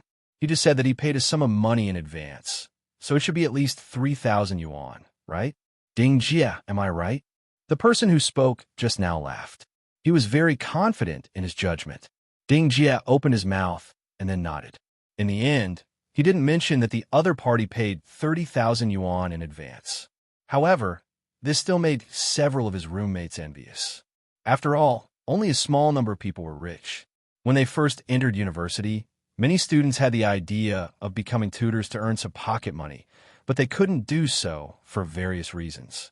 No one expected that Ding Jie, who was the most inconspicuous, would find such a good part-time job. The next 2 days were weekends. Ding Jie left school early, took the subway and bus to the foot of the mountain, and then walked to the villa for lessons. Although Rinpoche said that even the time spent on the road would be counted as class time, he didn't want to and didn't dare to do so. After 2 days, he could finally look at these 6 people calmly. Although they looked like bandits, they were very straightforward and weren't as ferocious as he had imagined, except for a few things that made him feel uneasy. For example, when he went there, he saw them lifting up their cars to exercise, or they fought in the courtyard like in the movies, punching a big hole in the ground with one punch. Or they could eat 120 people's meals in one meal. Who exactly were they? No matter how stupid he was, he knew that there was something wrong with their identities. However, he didn't dare to ask and could only pretend that he didn't see anything. Rinpoche was very satisfied with his performance. Do well. There are other jobs waiting for you if you do well. However, you have to remember that you are being paid by me. As long as it doesn't violate the law, you can't reveal anything about me here to anyone, including certain state agencies. If there are any problems, you can ask them to look for me. If I find out that you have leaked anything about me here, Huangpu River will welcome you with open arms. As Rinpoche spoke, he released his imposing aura. After all, he was second only to the Empress in Dayo. Apart from the Empress, he came into contact with various top experts or generals in the army every day. The imposing aura that was imperceptibly cultivated wasn't something that ordinary people could resist. After hearing Rinpoche's words and being pressured by his imposing aura, Ding Jie immediately sweated profusely and nodded like a chick pecking at rice. Well, I'm going on a mission. If you have anything to say, you can tell me when I come back. Rinpoche nodded with satisfaction. He liked this boy who didn't mix with others. He might be a little clumsy, but he was more reassuring than Shinfeng.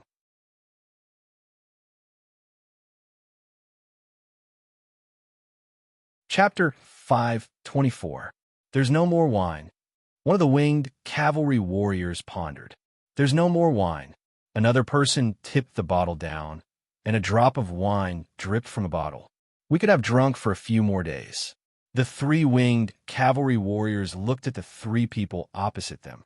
This wine was originally enough for 3 people to drink for a few days, but now that there were 6 of them, it was immediately gone. Did you bring money? The 3 of them rummaged through their pockets and pulled out a handful of silver fragments. Can it be used? I think they use another kind of money here. I've seen them take it out before. What should we do? Shall we go to the back of the mountain to hunt some prey to exchange for wine? There isn't anything big on this mountain. I've already circled around. The winged cavalry warrior who had arrived earlier had a solemn look on his face. The 6 of them stared at each other for a long time. Find someone to borrow it from. We'll return it to him after we get his salary. The next day was Wednesday. Ding Jie had no classes in the afternoon, so he went to the villa again. As soon as he entered the house, he was surrounded by 6 people. What for? Ding Jie said in a trembling voice as he looked at the 6 brown bears with ferocious eyes around him. There's no more wine. I didn't either. As soon as Ding Jie finished speaking, he felt the air around him turn colder. I'll go buy it, Ding Jie said with a long face. I'll pay you back when I get my pay, the 6 of them said. After all, it was not good to rob this bean sprout's money. It felt like they were robbing a child's candy. After a while, drink. I don't know how to drink. I'll drink. Ding Jie put on a long face and drank a third of the cup in one gulp. He immediately felt as if a knife had slashed across his throat. Then his stomach was filled with heat, causing his face to immediately turn red. Little B, how do we play? I see. The 6 men whispered to each other for a long time before their gazes landed on Ding Jie again. No, I really don't. You guys play. I'm sorry, I'll play. Ding Jie pulled a long face. What did I do wrong? I'm a tutor. I'm a tutor. I'm a tutor. I'm not here to buy wine for you, nor am I here to drink with you. Didn't we agree not to threaten teachers? Two little bees flying among the flowers, flying. Fly, fly, pa. One of them flew out and slammed heavily into the wall. Bang! The whole house was shaking. Ding Jie's face turned green when he saw this. His dizzy mind immediately sobered up, and he said in a trembling voice, "Can I stop playing?" "Don't worry. You are so fragile. I will be gentler." The winged cavalry beside him comforted him. Ding Jie, is it the difference between dying without an intact corpse and having an intact corpse? Do you want to beat me to death? How can a real man be so timid? Another winged cavalry warrior grinned, and the scar on his face became even more hideous. "But I'm really scared. I'm different from you guys, two little bees, flying among the flowers. Flying, flying, flying. Pow! Bang!" Ding Jie was trembling like a quail. By the time the sky turned dark, the faces of the 6 winged cavalry warriors were swollen like pigs. Miraculously, Ding Jie was unscathed. "Brat, you're awesome." One of the winged cavalry warriors laughed heartily and patted Rinpoche's shoulder, almost knocking him into the ground. "Not bad, not bad. I didn't drink your wine for nothing today. Tomorrow, I will teach you a set of boxing techniques. It's the most powerful boxing technique in our village. Everyone practices it, and it will make the neighboring village jump up and down." Ding Jie was still a little dizzy when he left the villa. When the wind blew, he felt even more dizzy. However, the joy of surviving a calamity still filled his heart. Someone is going to teach me boxing techniques? He was looking forward to it and wondered if he could become as powerful as those people. When he reached the foot of the mountain, 2 people got out of a black off-road vehicle and carried him into the vehicle. He then fell into a deep sleep. When he woke up, he found himself in a room. The surrounding environment was already pretty good for him. To others, it was just an ordinary room decoration in a motel. He turned his head and saw a man and a woman sitting beside him. They were both in their 40s. "You're awake." "You are?"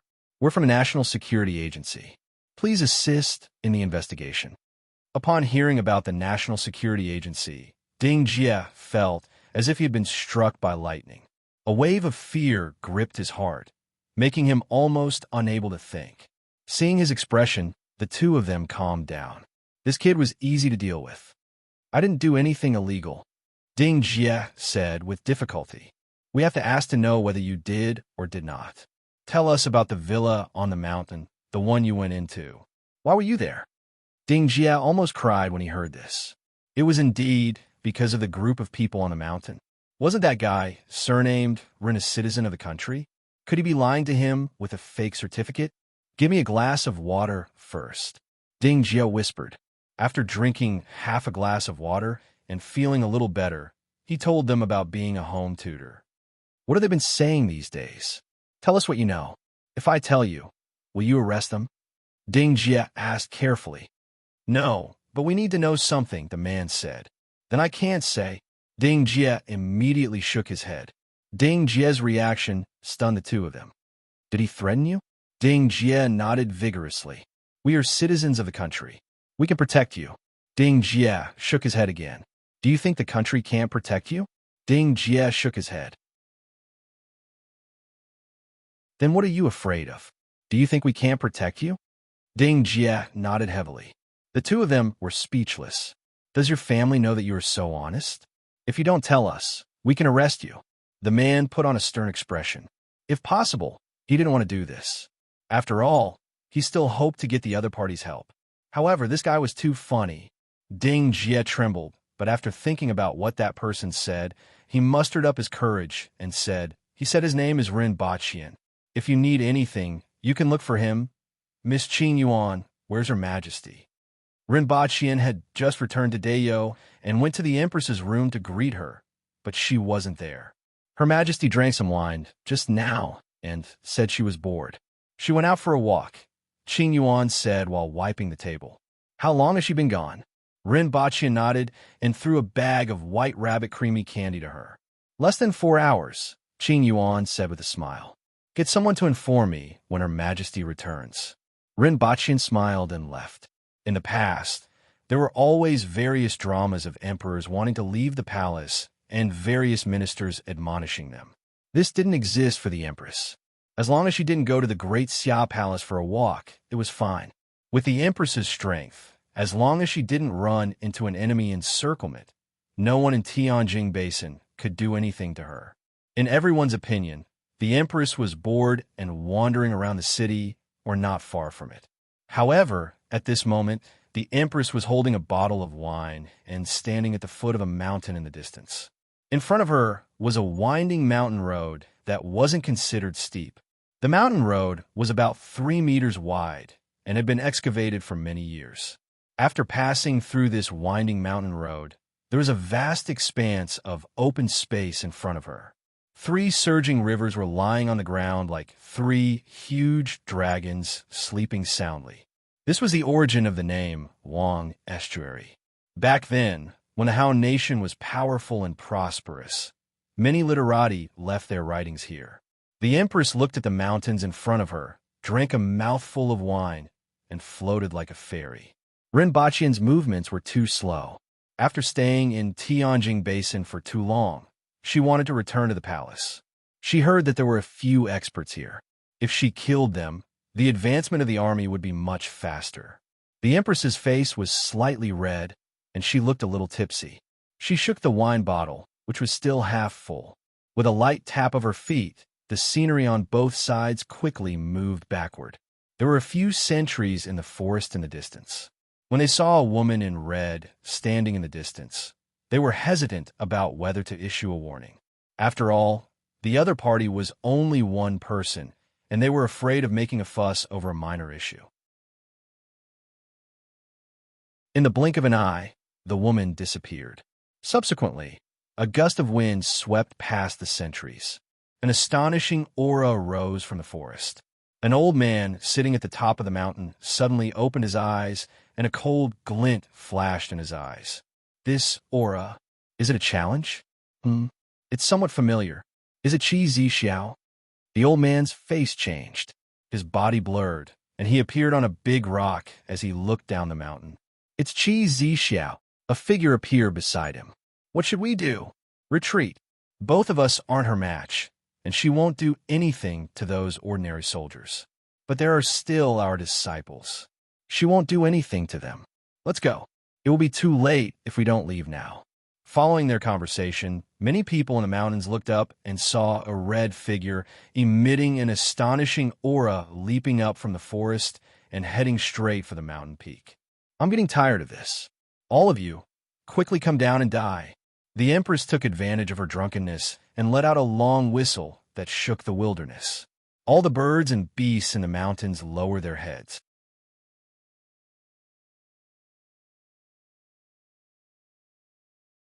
Chapter 525. Rinpoche sat on a chair and opened the box next to him. Inside were black tokens that were decorated with fish dragon patterns. On the front were 3 blood-red words, Rearguard Commandery, and 2 red words, Baihu, were written on the back. The tokens were only the size of a palm, weighed about 2 ounces, and were completely made of alloy. Each of your tokens is also proof of your identity. When you meet people from the court and the Rearguard Commandery, show them first to prove your identity, Rinpoche said as he distributed the tokens. When everyone received the tokens, they found that they were extremely exquisite and had fine lines. There were no traces of carving at all, and they couldn't be imitated. Rinpoche watched from above as everyone put away the tokens and said, "There are 2 tasks for everyone to complete." "Please speak, sir," everyone immediately said. Now that everyone had received their tokens and their identities had been confirmed, they could only listen to what Rinpoche said. Rinpoche never said that the Rearguard Commandery was a city gate that could be entered and exited at will. From his previous methods, everyone could guess what would happen to him if he wanted to withdraw from the battle. Rinpoche got up and opened the box next to him. He took out a few binoculars and handed them to everyone. "Try it." Everyone took the strange thing from Rinpoche and asked after a while, "Sir, how do we use this thing?" Rinpoche picked one up, put it in front of his eyes, and took a look outside. Everyone immediately understood. One of them put the binoculars in front of his eyes and looked outside the courtyard. He suddenly exclaimed in surprise, and his expression changed. It wasn't just one person, but several people in succession. Through this thing in their hands, the distant courtyard wall seemed to be right in front of them. The little damage on it, as well as the weeds sticking out of the wall, could be seen clearly. "Senior Chi, what's wrong?" someone asked in a low voice. These were all earthwheel experts who wouldn't easily be surprised by anything.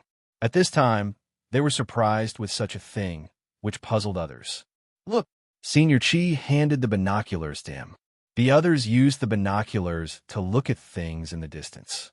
Some even used the binoculars to look at the people opposite and were shocked. On the opposite side of the binoculars were two dark holes full of weeds.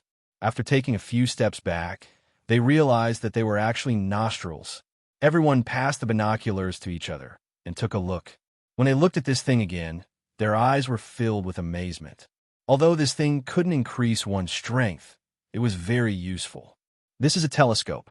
As long as it's within sight, everything can be magnified 10 times, which is equivalent to getting closer by 10 times. Even objects the size of insects in the distance could be seen clearly with this thing. In addition, there's another thing called night vision. It can see the human body in the distance at night. No matter how well it's hidden, it can be found immediately. I need a few people to investigate the movements at the Wang estuary. They don't need to get close. They just need to monitor the other party's arrangements. With these two items, I can ensure my own safety to the greatest extent. "Sir Run, I'm willing to go," someone immediately said. Everyone knew in their hearts that working for the imperial court was not something they could do as they pleased. Even in the sect, it was impossible. For the first mission, Ren Baqian allowed everyone to register themselves. Those who took the initiative would definitely have a higher position in his heart. The binoculars and the so-called night vision goggles had increased their safety to the maximum. Everyone present was an earthwheel expert. As long as they weren't surrounded, it wouldn't be difficult for them to escape. If they didn't fight for such an opportunity, there was no point in joining the rearguard commandery. "Sir, I'm willing." Everyone spoke up one after another. Some addressed themselves as I, some as subordinate, and some as Chun and Chung. For a moment, it was a little chaotic. A total of more than 20 people volunteered. "Let's do it this way. You guys go to the Wang estuary and Ghost Ridge to investigate the situation. It's best to figure out the composition and arrangements of the people there." Ren Baqian smiled. After thinking that these people used to be practitioners and didn't know much about military affairs, he said, "The number of people on the other side depends on their cooking. After all, they can't eat cold food outside every day and have to cook." Ren Baqian roughly explained some of the things he had seen before, which surprised everyone. They didn't expect him to know these things. Everyone quivered. They would never forget those few days in this lifetime. "As for the rest of you, I have another task for you. How is the recruitment of Tiki going?" "I've found the manpower. Well, send people to the cities in the north, a total of 37 cities. There must be at least 10 people in each city to monitor the situation in each city. Report to me immediately if there are any bad movements. If anyone colludes and plots against us, kill them without mercy. At the same time, recruit strong men in the cities and hide in each city to investigate all kinds of news. Not only now, but even in the future, you have to be clear about the slightest movement in each city. After that, you will be assigned a jurisdiction. If something goes wrong in someone's jurisdiction, I will take that person's head." Ren Baqian said sinisterly. "Yes." Everyone was shocked. After speaking, Ren Baqian leisurely sat back in his seat. After thinking for a while, he seemed to have nothing else to say and was ready to dismiss everyone. At this moment, a red shadow landed in front of the door. "Your Majesty!" Ren Baqian stood up and cupped his hands. The red muslin on the Empress seemed to be torn in two places. Just as Ren Baqian was about to ask what happened, the Empress threw two heads to the ground with a cold face. "Your Majesty, this is—" Ren Baqian was stunned and asked softly. The Empress ignored him and walked away from the door. "Qing Xianjun." Fox Roji. Everyone was shocked when they saw the two heads on the ground. Huh? Rinpochian thought for a while. He had heard of these two names before. They were two of the 18 Earth Wheel experts in Tianjin Basin. In particular, Fox Roji. Most people would think that this name belonged to a woman, but it was actually a man. When he was young, he was called Young Fox because he liked to put on makeup. Even when he was older, he was still the same. Many people secretly called him Fox Roji. If he remembered correctly, Zhuo Cheng was injured by the two of them a few days ago. Sure enough, it's the two of them. Everyone whispered. They seem to be at the Wang Estuary, right? Qi Zixiao went to the Wang Estuary. Everyone was shocked. The Empress actually went to the Wang Estuary to kill these two spirit wheel experts. Everyone knew that the Empress was very strong, and the battle at Mount Wu had proven this point. However, the Empress went to the Wang Estuary to kill two people and came back without any injuries. This still surprised everyone.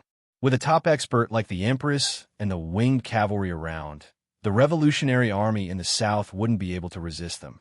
Surrendering was indeed the right choice. Otherwise, they would end up like these two people. Rinpochian snorted. The person who spoke earlier immediately realized that he had made a slip of the tongue. He quickly lowered his head and said, "It was a slip of the tongue. Please forgive me, sir." Rinpochian squinted at him, memorized his appearance, and said, "Now that the two spirit wheel experts at the Wang Estuary are dead, you can leave with peace of mind."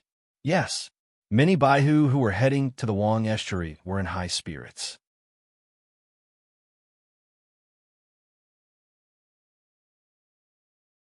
Chapter 526. Rinpochian distributed binoculars, night vision goggles, and another type of tiki tag for everyone to distribute. The tiki tag was also black and covered with animal patterns without any words. After everyone left, Rinpochian called Zhuolong and the other 5 over and instructed, "Find a house and temporarily use it as a place for the rearguard commandery to handle affairs. They will collect information and get someone to sort it out before handing it over to me. In addition, check the Wang Estuary.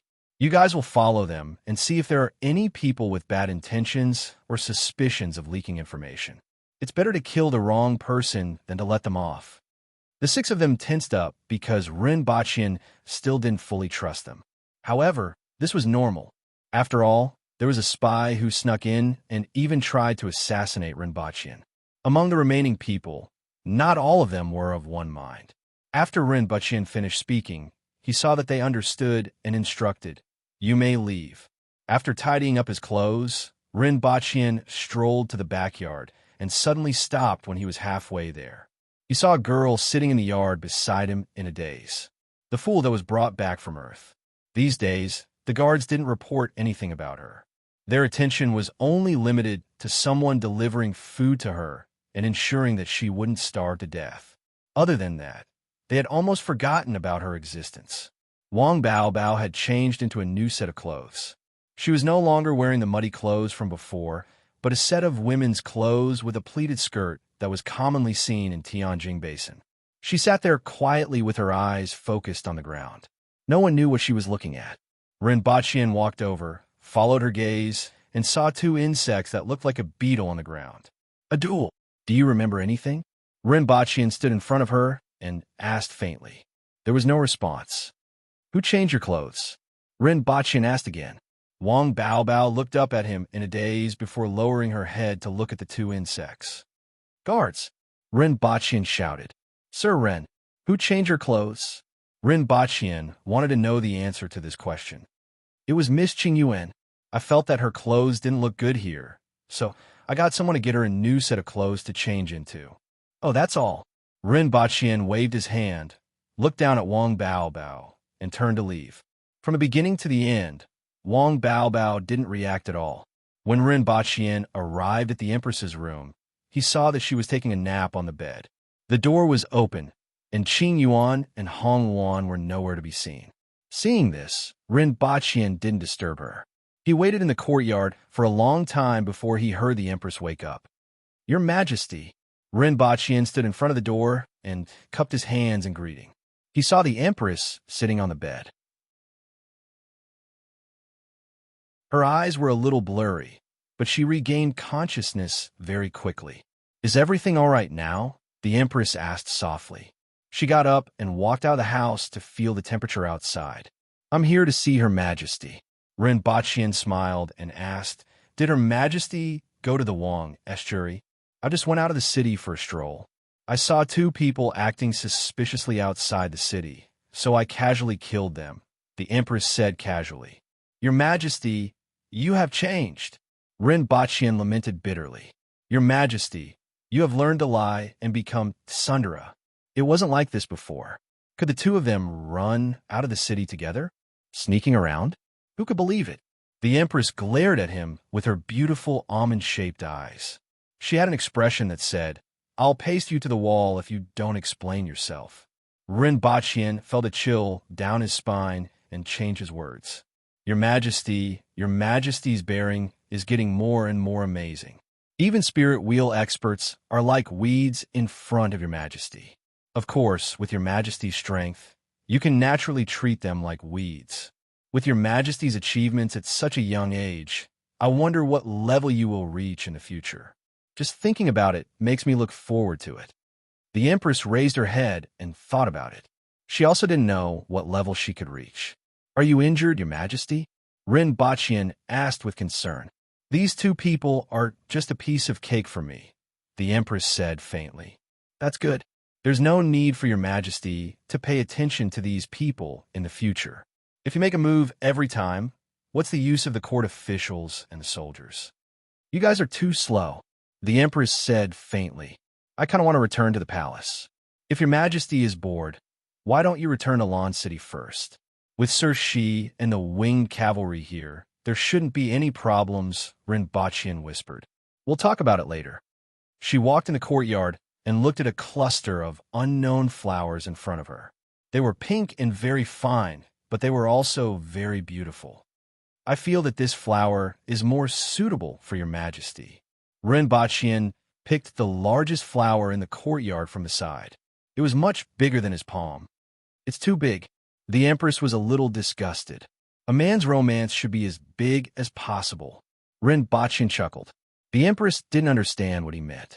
She stared at the joke in front of her for a moment before walking out. Rinpochian followed the Empress around the city. During this time, they met many people from the rearguard commandery heading toward the north and south of the city. When they saw the two of them, they quickly dismounted and saluted.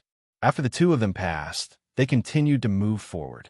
This was the first time that many people saw the Empress, and her appearance amazed them. After another day, a batch of sheep and cows was delivered to Jiangbei City. This lifted the spirits of the soldiers in the city, and they finally didn't have to eat grass every day. Although it wasn't bad to eat occasionally, it was really unbearable to eat it every day. Accompanying them were 3,000 reinforcements from the Protectorate of the South. At this time, almost all the available troops of the Protectorate of the South had been deployed. There were already 9,000 soldiers from the Protectorate of the South and 700 winged cavalry in Jiangbei City. They had to face more than 250,000 to 300,000 soldiers from the South. Although more than half of them were new soldiers, the pressure was still not small. Not only did they have to win, but they also had to eliminate the rebels while minimizing casualties. Their only advantage was that they completely defeated the other side in terms of high-end strength. After losing 2 spirit wheel experts, the other side was only left with 7 people. In addition, there was a group of people including Li Mengyuan, Su Pingji, Yao Jingyan, and their families. There were a total of 70 people. Previously, they were kidnapped by Li Qianxiu to lead the way in Great Xia. In order to survive, they simply surrendered to Li Qianxiu. Later, Li Qianxiu kidnapped their families. After returning to Dayo, they were thrown into a small city along the way. In Lan City, the laws were stricter, and these foreigners had an easier time. In particular, the foreigners in Lan City were all sent by the big clans that controlled the trade routes. In those small cities, except for a few unscrupulous merchants, there were almost no foreigners to be seen. The commoners there were extremely repulsive toward foreigners. One could imagine the life of these Great Xia people. They were bullied almost everywhere and had to swallow their anger. Otherwise, they would be beaten up, and in serious cases, they might even lose their lives. They almost didn't dare to go out. However, they were kidnapped, so how much property could they have? It didn't take long for everything to be consumed. They didn't have land, didn't know how to graze, and were ostracized. If this continued, these people would probably starve to death in less than 2 months. The 3 of them were privately blamed by their families. Under such circumstances, it was better for the 3 of them to give up their lives than for their entire families to end up in such a situation. These words made the 3 of them speechless. Just as these people were privately discussing whether they should escape back to Great Xia, find a small village, and live incognito, an order gave them new hope. Ren Baqian saw the 3 of them at the newly established rearguard commandery. He saw that the 3 of them were tanned, skinny, and their clothes were full of stitches. "You guys are a little miserable," Ren Baqian couldn't help but say. He had heard a little about what happened to the 3 of them, but he didn't expect them to be so miserable. "Sir, if you have any orders, we will go through fire and water without hesitation. We only hope that you can give our families a place to settle down," the 3 of them said loudly with respect and hope in their eyes. This was the look of hope after everything had been obliterated by reality. "Are you all scholars in Great Xia?" Ren Baqian asked. "Yes. We originally came out to travel before the examination, but all sorts of things happened later on." The 3 of them looked like they couldn't bear to look back at the past. "What do you know?" Ren Baqian asked. "I know about all the classics and ancient books. I also know something about mathematics and the like," the 3 of them answered. 156 plus 611 minus 203 plus 24. "What's that?" Ren Baqian asked casually. "It's 540, sir," one of the thin and small men answered. "What's your name?" Ren Baqian finally met someone who could add, subtract, multiply, and divide verbally after coming to this world. This made him feel like he had discovered talent. "Sir, I'm Yao Zhengyan. What about you guys?" Ren Baqian looked at the other 2. "I'm Li Mingyuan and Su Pingji." The other 2 quickly answered. The 3 of them were very humble. Even in Great Xia, their knowledge was considered superior among the younger generation, so they were naturally a little arrogant. However, after experiencing a series of events, that arrogance had long been worn away. "The 3 of you will work in the rearguard commandery for now. You will be responsible for sorting out and collecting all kinds of information. If you do well, you will be promoted.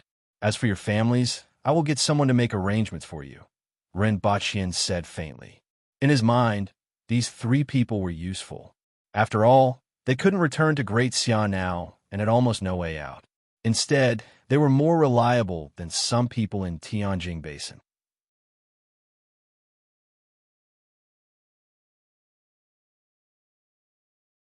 Chapter 527. Your Majesty, there are 2 more days before the deadline of 30 days is up. Before that, I'm going back. Do you want to relax? Ren Baqian asked as he stood beside the Empress. The war would begin in 2 days. Shi Wanya had already begun his preparations, and all the soldiers in Jiangbei City were making their final preparations. The atmosphere in Jiangbei City was tense before the war. Ren Baqian was only in charge of the rearguard commandery and monitoring every move in the northern part of Tianjin Basin. However, after the war, he wouldn't be able to be as idle as he was now. The same went for the Empress. "All right," the Empress nodded. A moment later, the 2 of them appeared in Ren Baqian's room. The Empress went back to her room to change. Ren Baqian turned to look at the gloomy sky outside the window and remembered that another year was about to pass. He picked up his phone to look at the date and was surprised to find that it was December 31st, the last day of 2019. After today, it would be 2020. The first time he came to Dayo was in the summer of 2017. More than 2 years had passed on Earth in such a short time, to the point that he was somewhat detached from the timeline on Earth. Other than checking the news, every time he came back to understand the current situation, almost all his thoughts were on that world. After being in a daze for a while, Ren Baqian heard someone shouting outside the window. He walked to the window and looked down, only to see a winged cavalry warrior practicing boxing on the ground outside. There was originally a lawn, but it had already become a piece of soil that had been plowed hundreds of times. Just a handful of seeds could be used to grow vegetables. The winged cavalry warrior's feet stepped on the soil, creating 2 deep ditches. When he stepped on the ground, the soil under his feet rushed up like water. Rinpoche looked at a person not far away who was clumsily imitating the winged cavalry warrior's movements. That tutor? What's his name again? Rinpoche thought for a while, but couldn't remember. After looking out the window for a while, Rinpoche heard footsteps heading downstairs and turned to open the door. Your Majesty! Rinpoche walked to the top of the stairs and heard the voices downstairs. He said as he walked, "Call me Big Boss here." He then asked, "What's the name of your teacher?" Beansprout. Rinpoche was confused. Was that his name? I saw him learning boxing outside. Rinpoche asked casually. That day, there was no more wine. After drinking with him, Yin Yong said that he would teach him a fist technique. However, it was not a fist technique from the army. It was from their stronghold. If Surin feels that it's inappropriate. The winged cavalry warrior scratched his head awkwardly and didn't continue speaking. After all, he had already said it, so he couldn't go back on his word. So be it. Just remember what you can say and what you can't, Rinpoche said as he walked over and sat beside the Empress. He switched on the television to watch the news. In the end, the moment the television was switched on, the Empress snatched the remote control away and switched it to a television series. If an ordinary person were to learn the fist technique of our race, they would not be able to replenish their blood and chi after a long time. The faster they learn, the faster they die, the Water Empress said coldly. She naturally knew more about martial arts and the physical condition of ordinary people on Earth than these ordinary winged cavalry warriors. The winged cavalry warriors were shocked. Sir Run, I'll ask them to stop right away. They didn't have a bad impression of this bean sprout. There's no hurry.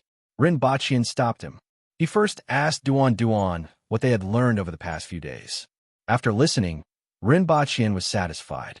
This tutor came every day, mainly to tell them about the news and answer their various questions. This was better than the force-feeding method. At the very least, these winged cavalry warriors had learned a lot of basic knowledge. Subsequently, one of them went out and called the other 2 back. Your Majesty! The winged cavalry warrior in front cupped his fists and greeted the Empress as soon as he returned. It's Big Boss. Rinpoche added. Go and do your own things, the Empress said coldly. With so many people around, it was a little unsightly. In particular, that bastard in front was blocking the television. Mr. Run. Ding Jie didn't see Rinpoche when he came in. He first saw the lady in red on the sofa, and his heart immediately thumped. He didn't expect there to be such a beautiful person in this world. She was much more beautiful than those celebrities on TV. He didn't even hear what the others were saying. Fortunately, he woke up very quickly. After all, the Empress gave off a very cold vibe, and the majesty of her body made him feel a little afraid. You have done well these days, Rinpoche praised. After all, you have to be worthy of my salary. Ding Jie smiled bashfully. This kind of praise was a very important affirmation to him. Sometimes when a big shot praised an ordinary person, that ordinary person would be happy for a few days. To him, Rinpoche was that big shot. Yin Yong said that I shouldn't be in charge of teaching you this boxing technique, but you don't have to learn it, Rinpoche said while looking at Ding Jie's expression. Ding Jie looked disappointed when he heard that. After all, he wanted to be like these people. Every boy had the dream of becoming a hero. However, Rinpoche's words destroyed this path. However, he also knew that he was already taking advantage of such a high salary. Therefore, after feeling disappointed, he quickly felt relieved. Rinpoche was satisfied when he saw his relieved expression. An idea popped up in his mind, and he asked, "Do you want to work for me?" He also lacked a few people who could take care of everything on Earth. He didn't attach much importance to ability because he could find all kinds of capable people. As long as he showed some interest, the nation would definitely find some people to work for him. These people were very capable, but they weren't his people. He needed people who could listen to him and had nothing to do with the nation. The little guy in front of him, whom he had found on the spur of the moment, seemed to have a simple temperament and could be used by him. Isn't it now? Ding Jia didn't quite understand what he meant. From now on, you will always work for me. This includes when you are in university, after you graduate, and until you die, Rinpoche said faintly. Huh? Ding Jia's eyes widened, and he couldn't believe what he heard. My identity is a little special, so once you get on my boat, you can't get off. If you want to get off, you can only die. However, if you work for me, you can get what you want. Money, status, and how much you can get depends on your ability and how loyal you are, Rinpoche said faintly. Ding Jia was a little confused. Rinpoche's words were a little too distant for him. Before today, he didn't expect to encounter such a thing. Mr. Ren, Ding Jia was a little dumbfounded and didn't know how to continue speaking. You can go aside and think about it, Rinpoche said. Then Ding Jia really went to the side to think about it. Rinpoche smiled and thought that this little guy was quite honest. The Empress glanced at Ding Jia and didn't see why this little guy was worth Rinpoche's attention. She then continued to watch her television. Mr. Ren, why me? Ding Jia ran over to ask Rinpoche after a while. He felt that he wasn't outstanding and had only been a tutor a few times. Although he didn't understand Ding Jia, he could tell that he was very rich. Such a rich person could find any kind of person he wanted, right? Because your identity is clean, Rinpoche looked at him and said, a clean identity is the most important thing to me. Ding Jia didn't understand what Rinpoche meant and asked cautiously, will I break the law? No, don't forget my identity. I never break the law, Rinpoche said. But someone came to look for me a few days ago, Ding Jia whispered. Rinpoche's expression turned cold when he heard this. Who was it? What did they say? Ding Jia then recounted what happened that day. At that time, he was just too stubborn and didn't say anything. The other party didn't make things too difficult for him. They only gave him their phone number and promised him some things. Of course, there were also threats. After all, the other party was from a security department, and Ding Jia was just an ordinary student from the countryside. They were confident that even if Ding Jia didn't agree, he wouldn't say anything. After all, he was just a tutor. They didn't expect Ding Jia to betray them. After listening, Rinpoche picked up the phone beside him and called Yang Sr. Your people have crossed the line. My concessions are limited. Yang Sun was a little confused on the other end of the phone. What happened? Rinpoche recounted the incident in a very cold voice and said, don't tell me that you don't know about this and that it was done by a temporary worker. Since he made a deal with the nation, he had given a lot of things to the nation, but the nation had given him very little in return. The things that both parties had given had always been unequal. He didn't care about these things. After all, he had other requests. Besides, he had been playing his part now. Other than Wang Ji courting death, he hadn't caused any trouble. Even so, there were still people who did this. This was simply challenging his tolerance. Mr. Run, calm down first. I really don't know much about this matter. What do those two people look like? What are their names? What's their phone number? Yang San was sweating a little. He could hear the anger in Rinpoche's cold voice. He didn't want to provoke this person. Although he was backed by the nation, the other party had something that even the nation coveted. Furthermore, he also had a paradise behind him.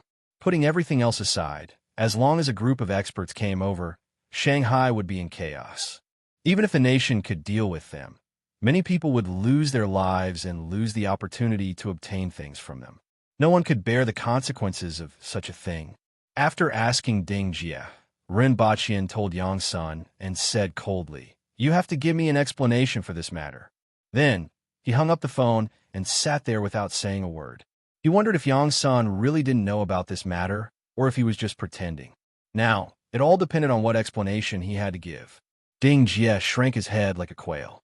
The cold aura of the person in front of him made him feel fear from the bottom of his heart.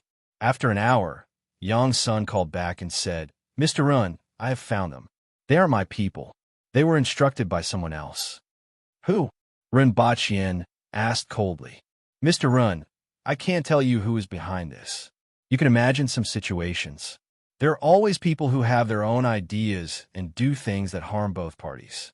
I'll report this matter to my superiors and give you an explanation. I promise that I will never do such a thing. Rinpoche's expression softened a little and said, I want to see an explanation and at least some sincerity. I also want to guarantee that such a thing won't happen again. Otherwise, I don't think I need to say more. At least for this period of time, our cooperation will be temporarily suspended. After speaking, Rinpoche put down the phone.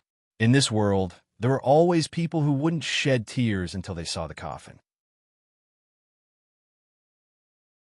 If it didn't cut off this claw, another claw would reach out very quickly. After a while, Rinpoche looked at Ding Jie and said, Well done. I can tell you that as long as you do your job, no one could do anything to you. What's your decision? Although Ding Jie didn't know what the person on the other side of the phone said, he could imagine it after listening to Rinpoche's words. In addition, the power that Rinpoche exuded when he spoke made Ding Jie's heart burn.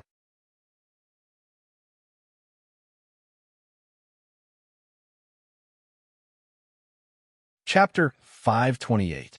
Mr. Run, what are you going to do? At this moment, Yang's son was in a terrible fix.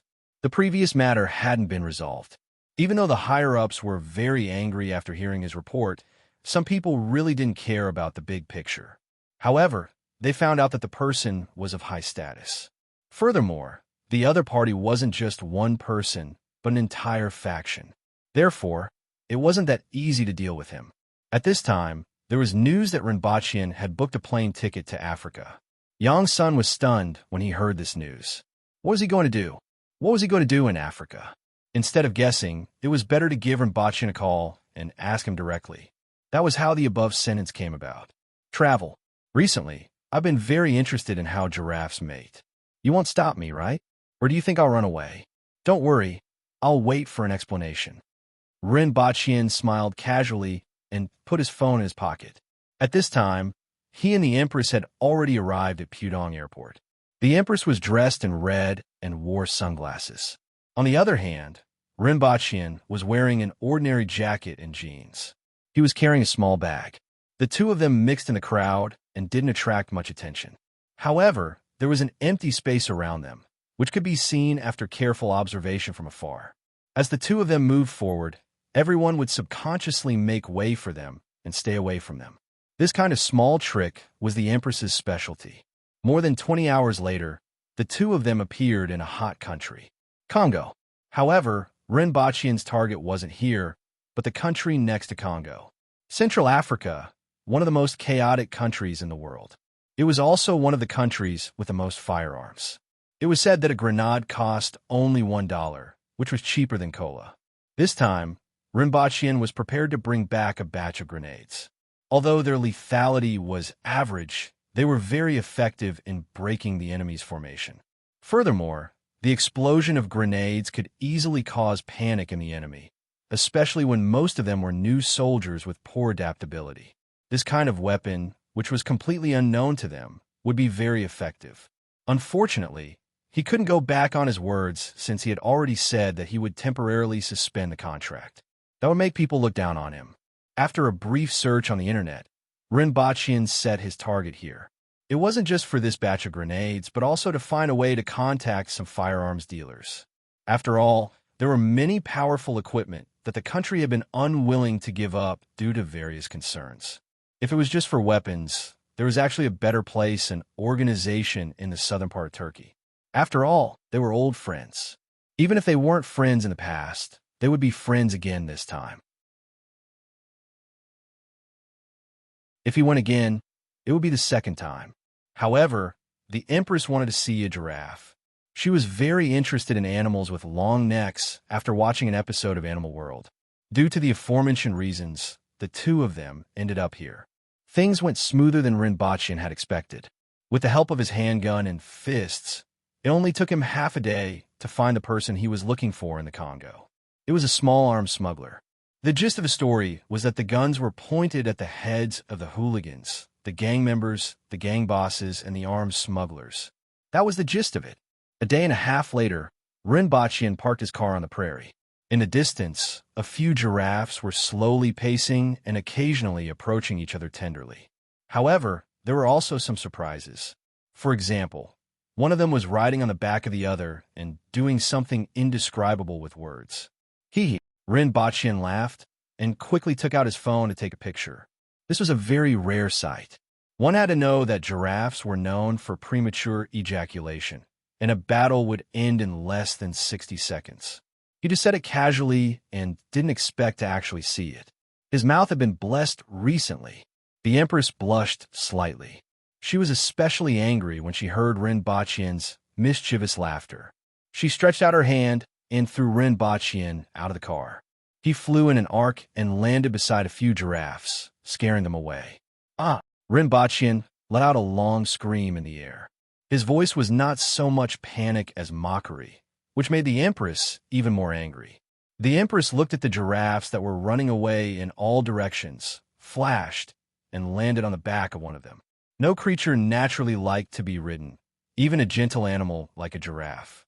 After a blood-soaked battle, the giraffe gave in and carried the satisfied Empress on its back to let loose on the African savanna.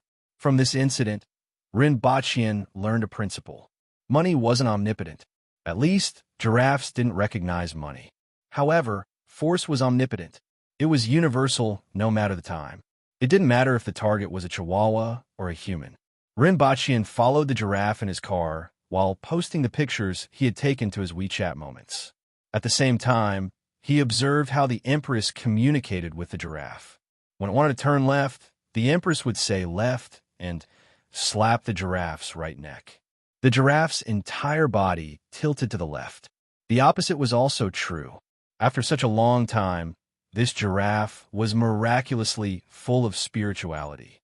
When the Empress pointed to the east, it wouldn't go west. When the Empress asked it to chase a dog, it wouldn't chase a chicken. Rinpoche took out his phone and took a picture of this scene. A giraffe carried a lady in red and ran wildly on the prairie. It was full of harmony between man and nature, and the warmth between man and animal. The Empress's mood came and went quickly. After playing for about half a day, she returned to the car and said, "Let's go back." As soon as she left, the giraffe that was happily with her ran away as if it was running for its life. Rinpoche chuckled and showed her the picture of the Empress riding on the giraffe. He praised, "Very beautiful, beautiful as a fairy." The Empress was in a good mood and wrinkled her nose. She would only reveal such a girly expression in front of Rinpoche when she was in a good mood. Then, her face turned cold and she asked, "Who's a fairy?" Rinpoche was speechless. Half a day later, the two of them returned with 1,500 made iron grenades. In China's 82 to 2 grenades returned to Dayo. The sky was already dark. 2 galaxies hung in the sky like a cross. "I still feel that Dayo's sky is more beautiful," the Empress said as she looked up. "It's the same principle as when one's own sun is better," Rinpoche added. Bang! The Empress slapped Rinpoche into the wall and returned to her house with a cold look. This damned bastard was getting more and more unbridled recently. Sometimes his words were extremely touching and sometimes infuriating. Sooner or later, he would be hung on the city wall.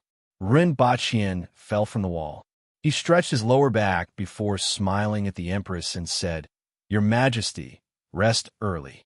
After which, he asked the guards to place the grenades in an empty house. With his hands behind his back, he strolled back to his room with a smile on his face. Sometimes it was good to tease the Empress.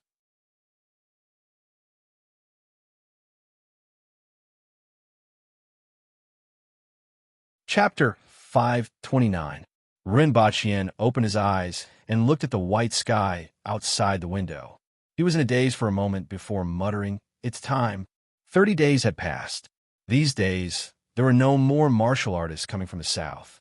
Either they were determined to rebel, or they were blocked outside the Wang Estuary in Ghost Ridge, unable to come over.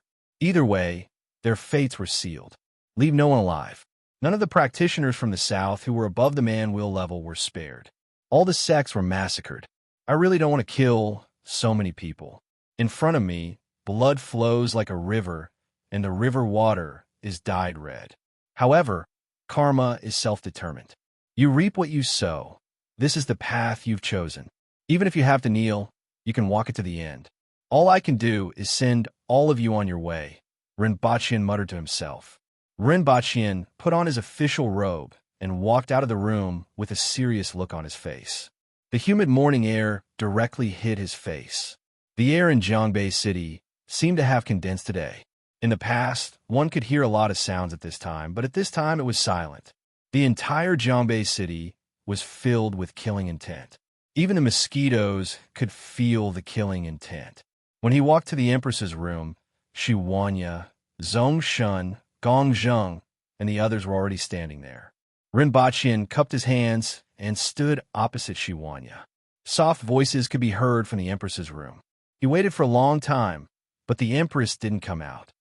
All the women in the world, even someone as beautiful as Your Majesty, have to dress up before going out. It has nothing to do with beauty or ugliness. This is instinct. Rinpoche smiled at Shi Wanya. Shi Wanya's face immediately darkened. You dare to say that, but we don't dare to listen. Bang! An object smashed through the window and smashed onto Shi Wanya's head. Shi Wanya was able to dodge it, but he was still hit by it and had an innocent expression on his face. Zhongshun and Gongzheng looked straight ahead, as if they didn't see anything. Rinpoche pursed his lips and didn't say anything else.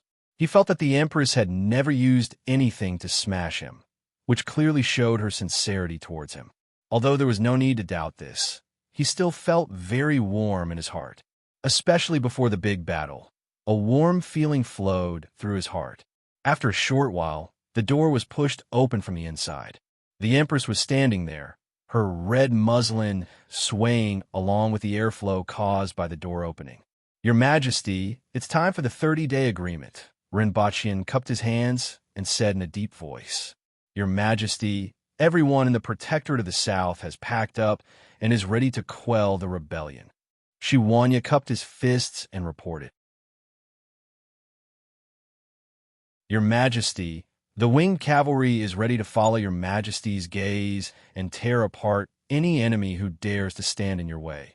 Gongzheng also said, Let's go, the Empress ordered coldly. Yes. A moment later, 3 bleak sounds of the beast's horn resounded in the city. Following that, the gates of the 2 barracks in the south and north of the city opened wide. Many soldiers filed out of the barracks, crossed the main road in the city, and exited through the south gate. In the early morning, the only sound in Zhongbei City was the heavy footsteps that seemed to step on everyone's heart, as well as the occasional sound of weapons colliding. In the entire Zhongbei City, everyone was behind the windows, looking at the army that was leaving the city through the gaps. Bring her along.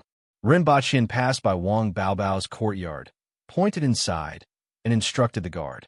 Get someone to bring Xing Ruo over. Also, wake Lin Shali up. If she continues to sleep, she will grow hair, Rinpoche instructed. Not long after, the little monk Xing Ruo appeared in front of Rinpoche. Arhut. Xing Ruo calmly put his palms together without any joy or worry. Rinpoche sized him up. In less than half a month, Xing Ruo already looked like a decent person. Previously, Rinpoche had learned some news from the people who were following and protecting Xing Ruo. Given Xing Ruo's age, it was hard to trust him. In particular, Buddhism had never appeared in this land, and the people didn't know anything about it. However, perhaps due to the recent chaos and the aboriginals taking over the city, the commoners in the city were filled with fear and confusion about the future. Under such circumstances, Xing Ruo had attracted some commoners these days. There weren't many of them, only a few dozen.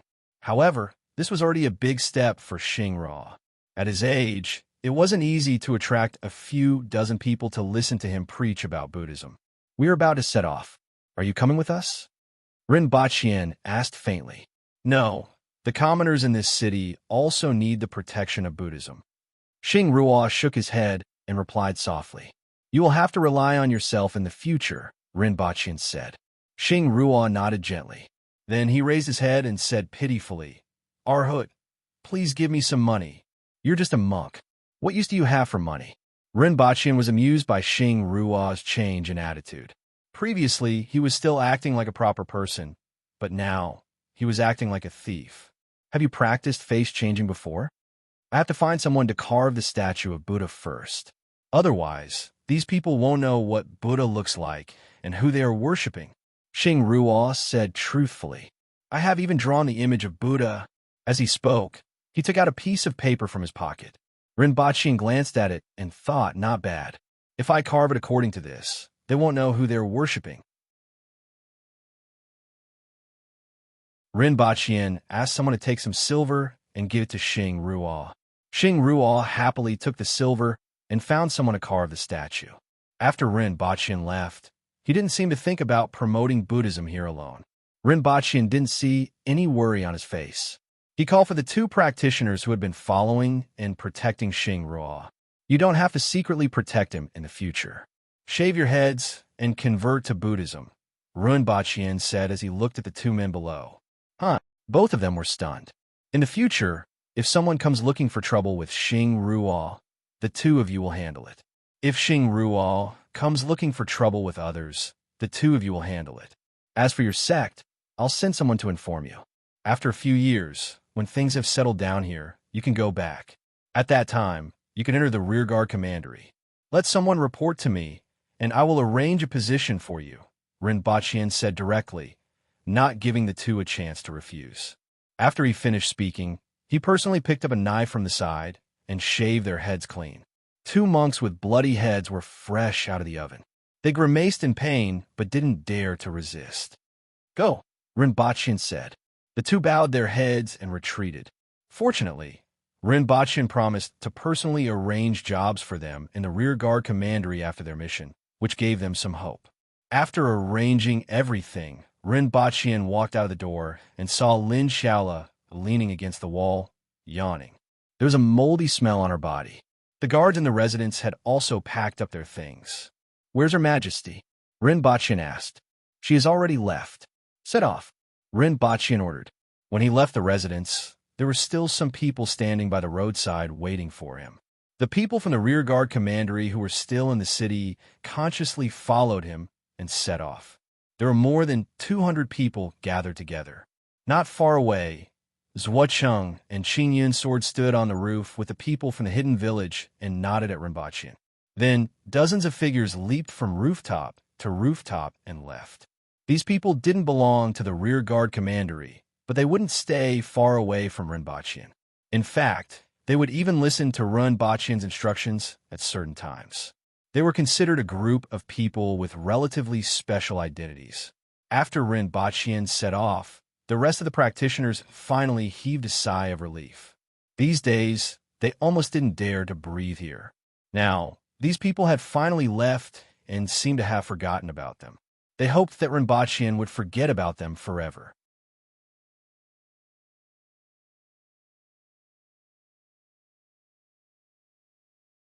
Chapter 530. The Aboriginal army took a day to stop and set up camp 5 kilometers north of the Wang estuary. The place where everyone stopped was a hill, and in front of them was a dense forest. On both sides of the road were trees that were several feet tall, and a person could wrap their arms around them. There was only a 4-meter wide dirt road that passed through the forest, and at the end of the road were 2 tall mountains in the distance. Rinpoche met Zhuocheng and the others as soon as he arrived. How was it? Was the trip successful? What about the others? Rinpoche asked. Thanks to these items, we were able to find out information about the other party from a distance. We mainly investigated at night, and with the night vision devices, we were able to easily discover the other party's hidden sentries. Although we were detected twice during this period, we retreated ahead of time and didn't even encounter them. Zhuocheng smiled. These binoculars and night vision devices were really useful. In particular, the infrared night vision devices were extremely useful in the jungle at night. Furthermore, they could easily find out the approximate number of people within a certain distance, which reduced the danger of this investigation. In addition, the Empress had killed the 2 spirit wheel experts, so they didn't encounter any danger. As for the others, they are still monitoring the other party's movements. We will come back first to report the news to you. It's good that everything went smoothly. Rinpoche nodded. What's the situation ahead? Chang took out a hand-drawn map. On it was an abstract forest and two tall mountains, and various roads were indicated. On the mountain, there were many points marked on it. Chang explained to Rinpoche while holding the map. Sir, there aren't any ambushes in the forest. The other party is all on the mountain ahead. To bypass the mountain and reach the Wang estuary, they need to go through a mountain road that is about 6 steps wide. On both sides of the road are steep slopes. This road has a total of 2,600 steps. After this road, they will pass through the gap between two mountains. On the right side is a steep slope, but on the left side is a cliff that is 300 meters high. If they fall, they will be smashed to pieces. Along the way, they have piled up a lot of boulders and broken wood on both sides of the steep slopes. When the army passes through, they will push these boulders and broken wood down. In addition, there are 8,000 soldiers on the mountain, many of whom are archers. In addition, there are more than 70 earth wheel experts and nearly 1,000 man wheel experts from various sects and the army. As for the spirit wheel experts, I haven't seen them. If we attack by force, I'm afraid there will be many casualties. Rinpoche muttered to himself for a while. It was more or less what he had expected. As long as one wasn't an idiot, they would be able to come up with this method of rolling wood and stones. It was mainly because the two mountains in front of them had gentle slopes towards the south, while the mountains in front of them were all steep slopes. It would be easy for the other party to ascend the mountain from the other side, but it will be troublesome for everyone to ascend the mountain from this direction. Only the winged cavalry could do it. By the time the winged cavalry expended a lot of effort to climb up, what awaited them were numerous earth wheel and man wheel experts, as well as thousands of soldiers. He was afraid that the winged cavalry would only exist in name after this battle. Rinpoche pondered for a while before bringing this map to look for the Empress. Moments later, Shiwanya, Zhongshan, the generals of the Protector of the South, and Gongzheng all received the news and rushed to the vicinity of the Empress's imperial carriage. Rinpoche drew a map on the ground that the people from the rearguard commandery had investigated, marked the locations, and explained everything that they knew so far. The Empress then asked, "What do you think?" The Empress rarely expressed her opinions on these matters. It had always been one of her strengths to hand over professional matters to others. I will first take the experts from the army up the mountain and occupy an open space. The winged cavalry can ascend from there. With me leading the way, the other party definitely won't be able to stop us.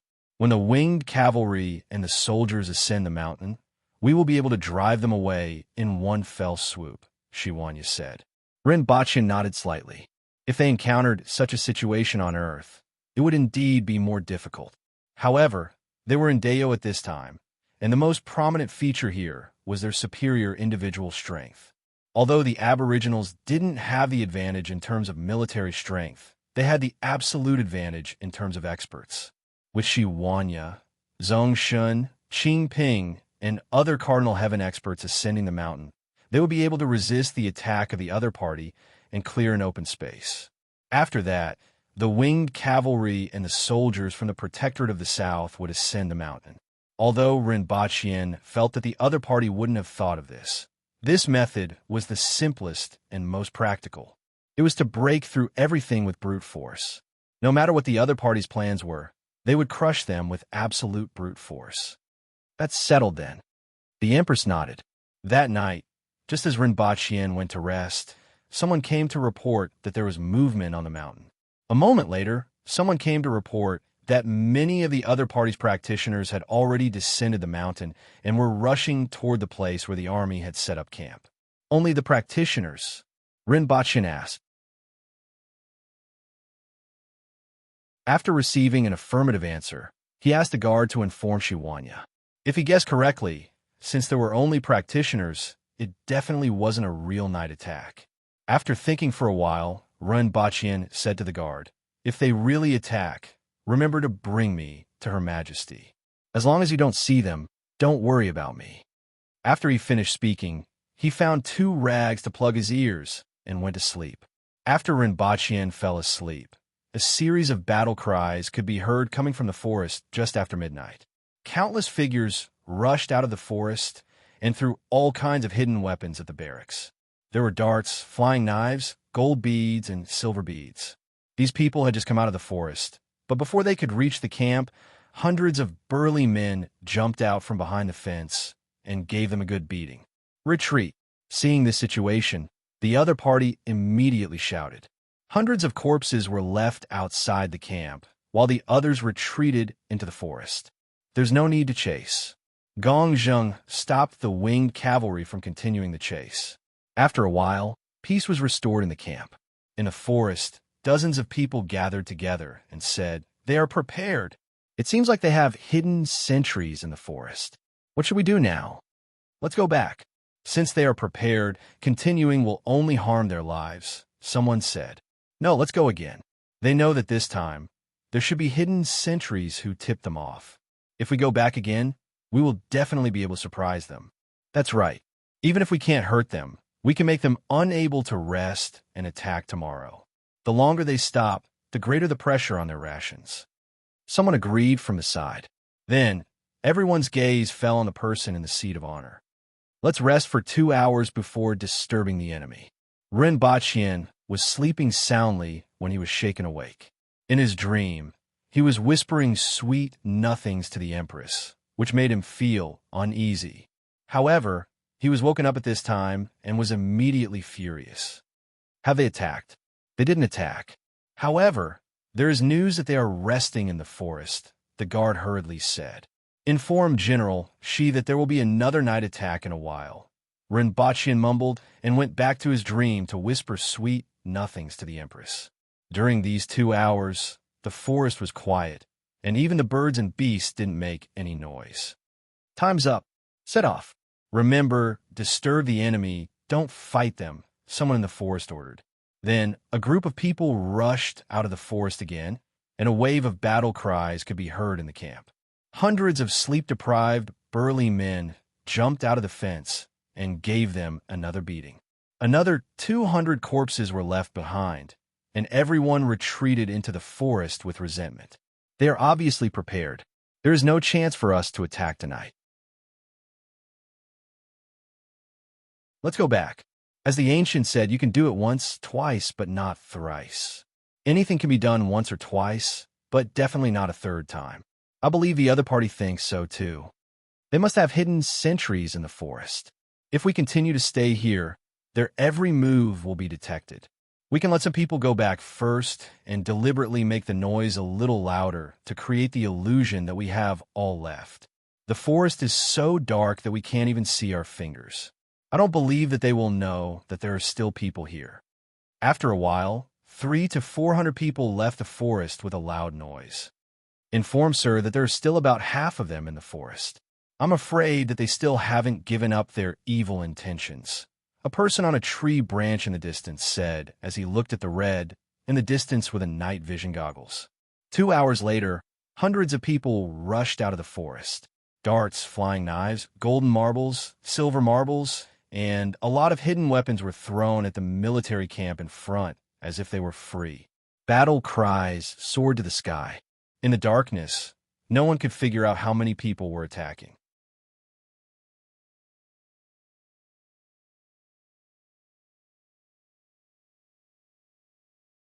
Chapter 531.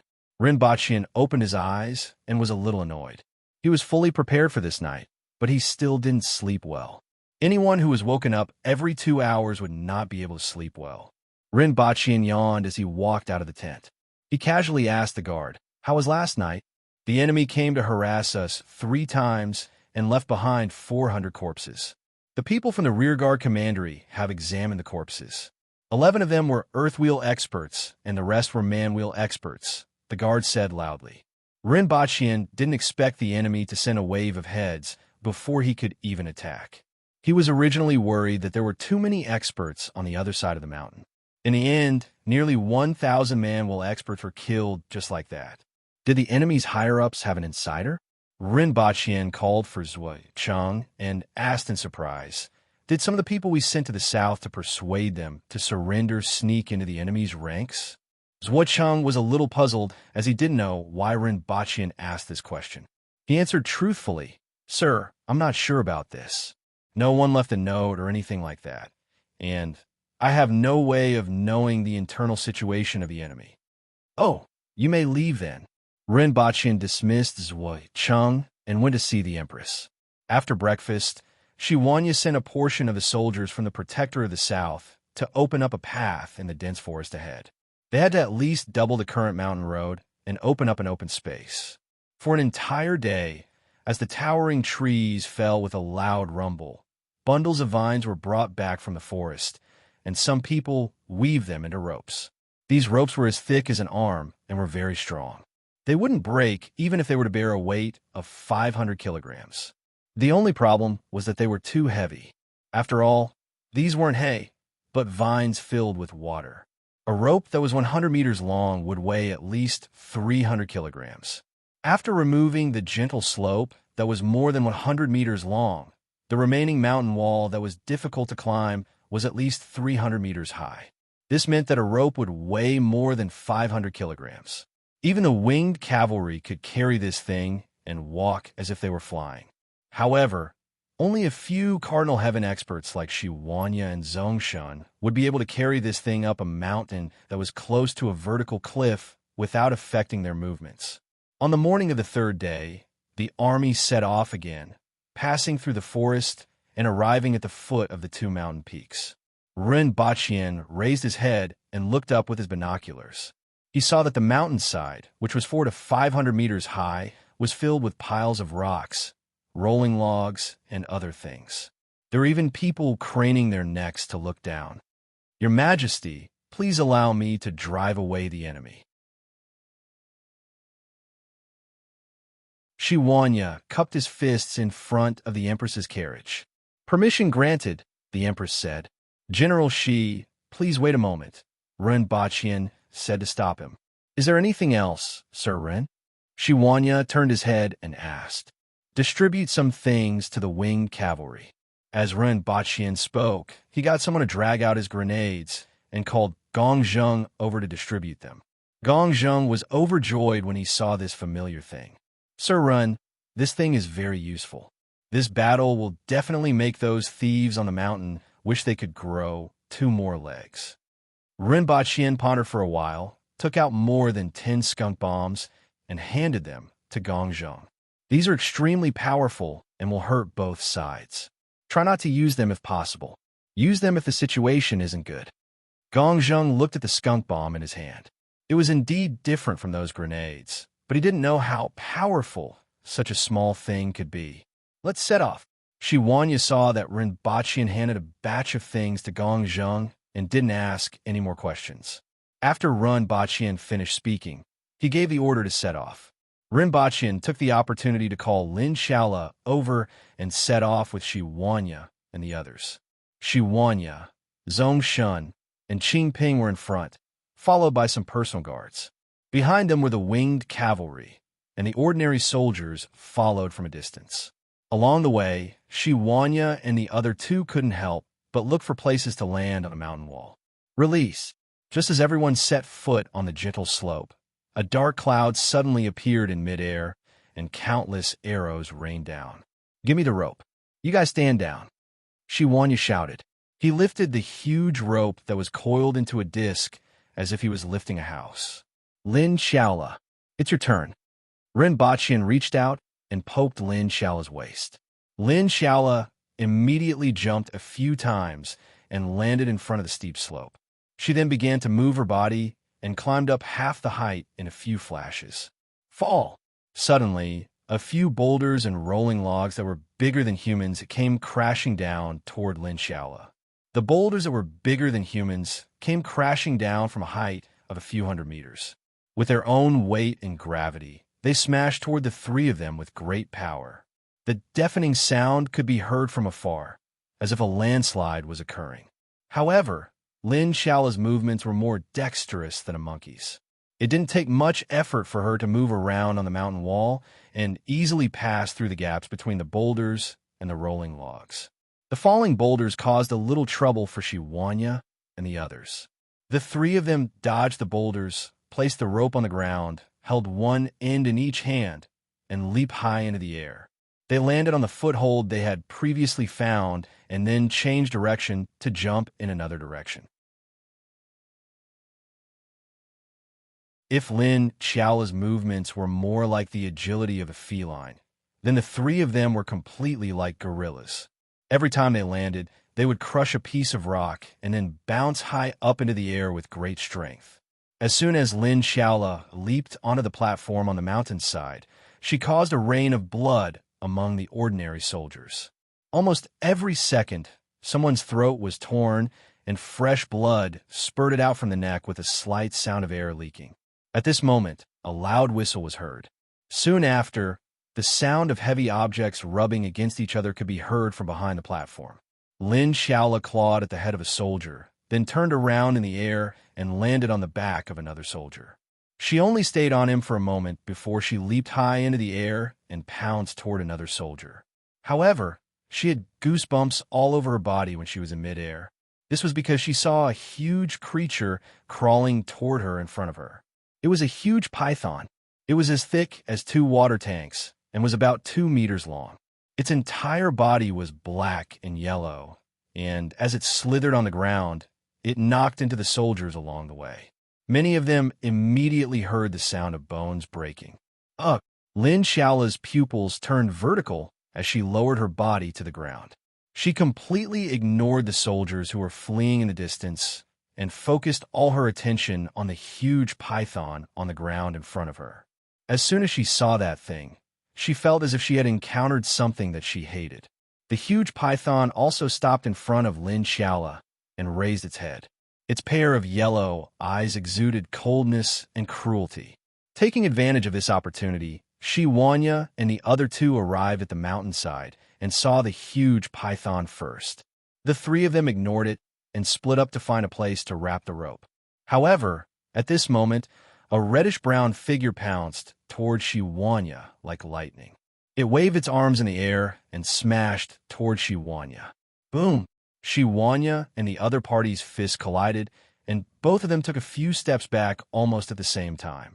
Shi Wanya fixed his eyes and saw a monkey with reddish-brown long fur, which was about the size of a human, baring its teeth at him. One had to know that Shi Wanya's strength was more than 2,500 kilograms, but this monkey was able to fight evenly with him. It was truly shocking. Furthermore, this monkey was extremely fast, at least a little faster than Shi Wanya himself. He had been stationed in the south for more than 20 years, but he didn't know that there was such a strange beast in Tianjing Basin. At this moment, Zhongshun and Qingping were also surrounded by 6 people. They were the spirit wheel experts who had appeared at Mount Wu. At the foot of the mountain, the Empress suddenly looked up from her carriage and said coldly, "They have encountered an expert."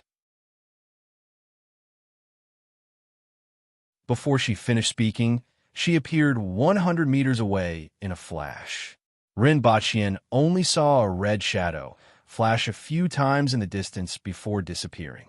Soon after, a loud roar was heard from the mountaintop, accompanied by the roar of a huge beast and the hissing of a huge snake. Ren Baqian sighed. No matter how much he prepared, it wouldn't be as good as the Empress doing it herself. In such a world, he sometimes felt quite helpless. After a full 2 hours, the Empress returned from the mountain. "Your Majesty is invincible, and the unification of the world is just around the corner," Ren Baqian exclaimed. He then saw that the Empress's expression wasn't right and asked, "Your Majesty, what did you encounter on the mountain?" "A few strange beasts escaped." The Empress looked a little unhappy. She was still brooding over the fact that the enemy had escaped from her hands. Strange beasts? Ren Baqian was surprised. To be called strange beasts and be able to escape from the Empress, could they be like the Kirin in the palace? A monkey, a snake, and a crow general. As the Empress spoke, Lin Xiaola appeared near them, threw 2 pieces of food to Ren Baqian, and said hatefully, "I want to roast them and eat them."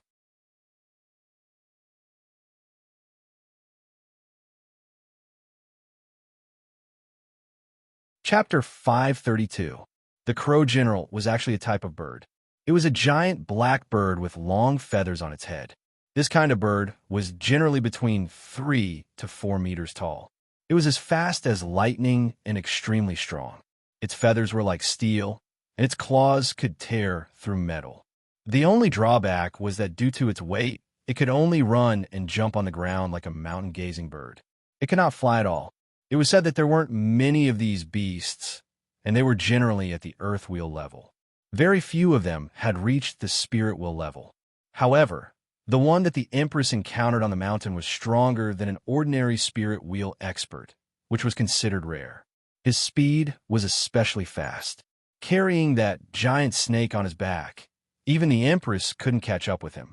Rinpoche listened to the Empress explain the situation in a few words and was a little surprised. In his mind, he imagined the Crow General as a pitch-black mountain-gazing bird. Where did these strange beasts come from in Tianjin Basin? When they were at Mount Wu, it could be said that almost all the experts from Tianjin Basin had come out in full force. They didn't expect that 3 non-humans would jump out at this time. That's not a giant snake, it's a Mongshan. Lin Shaola corrected the Empress seriously. You know about it? Rinpoche was even more surprised, saying that Lin Shaola ate, slept, and ate after she was full was a completely true description. Furthermore, he had been staying in the palace ever since he was picked up. Other than coming out with him a few times, he had basically never come into contact with the outside world.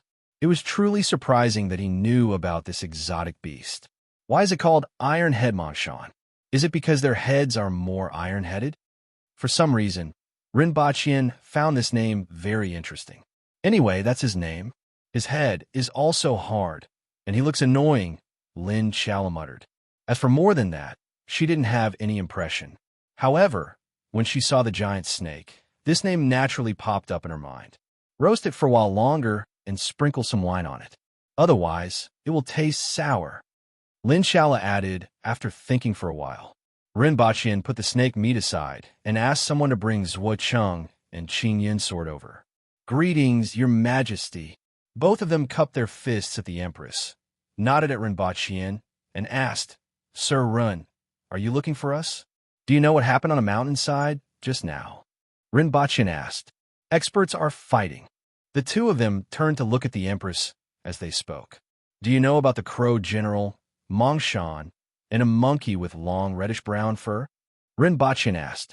Just now, Protector General Shi and the others encountered these 3 strange beasts on the mountain.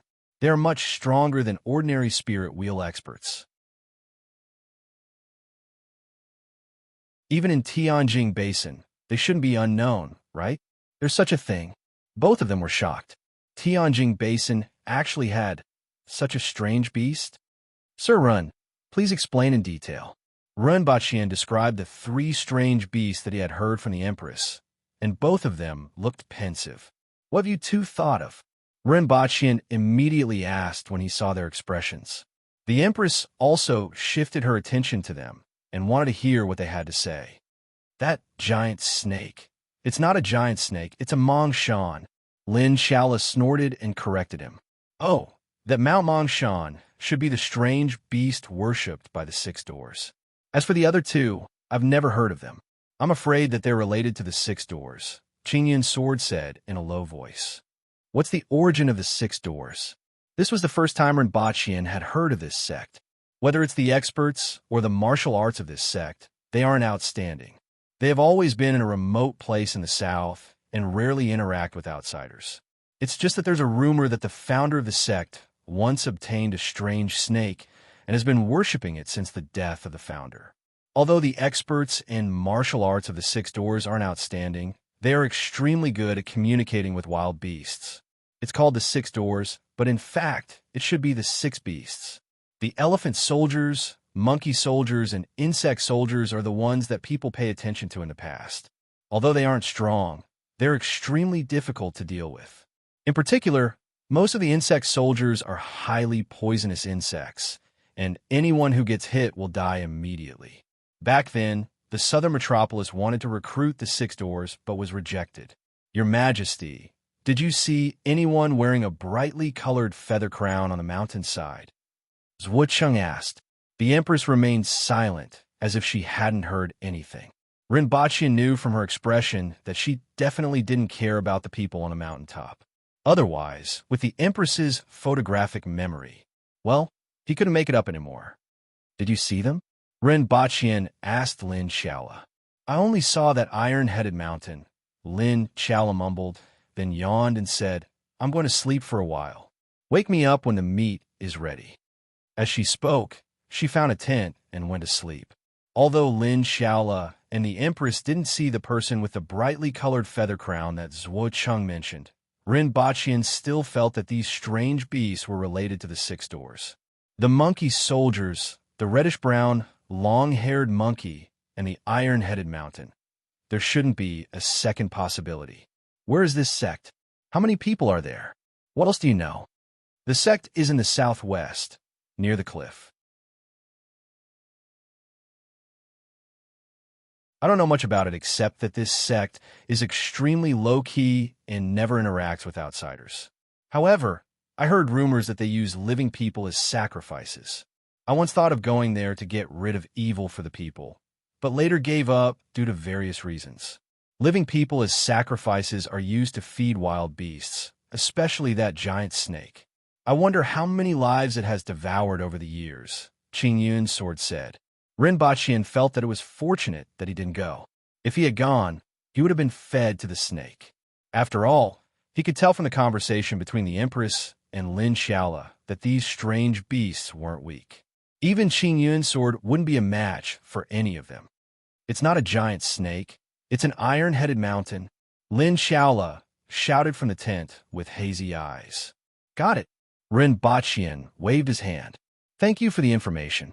Rinpoche cupped his hands at them. It's all right. Goodbye.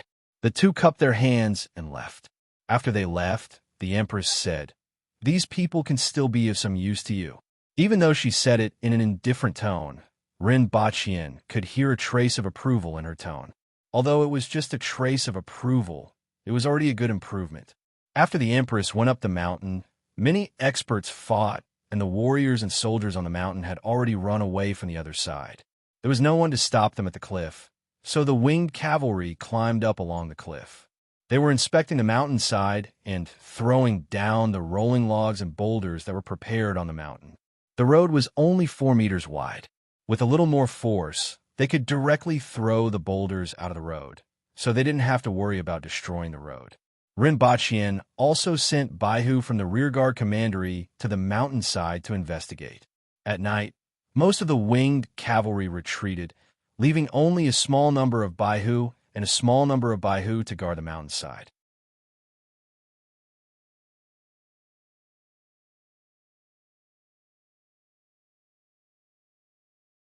Chapter 533. In the residence of the warlord of Xiuyang City, dozens of people were sitting in a hall. At the head of the table were 3 people. One of them was a handsome young man in his 20s with a resolute face. He was the new chief of the North Alliance, Tai Zai. Beside him was Siekuan, the capital of the southern metropolis. Next to Siekuan was the flower queen of the greenbell flower, Rao Yu. However, no matter who saw Rao Yu's 300 to 400 kilograms body, they would feel that the name Rao Yu was a waste. In particular, many experts of the older generation couldn't help but recall the flower queen of the previous generation every time they saw her. She was really talented. Below the 3 of them, on the left was a young man who wore a bright-colored cape woven from bird feathers, revealing his bronze-colored chest and a bright-colored feather crown on his head. Below him were a few others who were similarly dressed. Opposite him were 6 spirit wheel experts. 3 of them were pale and had suffered serious injuries in the short fight just now. This Qi Zixiao is really powerful, and Xu Wanya isn't easy to deal with either. The talents of those barbarians are really terrifying. A spirit wheel expert with a pale face said, recalling the short fight just now. He had to admit that the other party was indeed very strong. We still have to thank Mr. Bu and the others for their help. Otherwise, it would have been difficult for us to resist them alone. Another person cupped his hands and said to the few people wearing bird feather shawls and feather crowns opposite him. Not only him, but the others also cupped their hands and expressed their gratitude. Although these people, who were called Mr. Boo, weren't very strong and couldn't even be ranked among the Earthwheel experts, what caught people's attention wasn't these people themselves, but the strange beasts that were slightly stronger than the Spirit Wheel experts. With the help of these strange beasts, although they still weren't a match for those barbarians, they at least had the ability to protect themselves. If Qi Zixiao hadn't taken action, the others wouldn't have been a match for them. Before Xiaoquan invited these people, no one expected the six doors to be so powerful. Everyone had always regarded them as a small sect that was proficient in communicating with and domesticating beasts and insects. Although this was true in some ways, the strength of the strange beasts in the six doors was too unexpected. What was even more puzzling was that the six doors clearly had such powerful strength. So why did they hide in a corner and not reveal themselves at all? Qi Zixiao is indeed very powerful. Tai Xingjun has suffered serious injuries.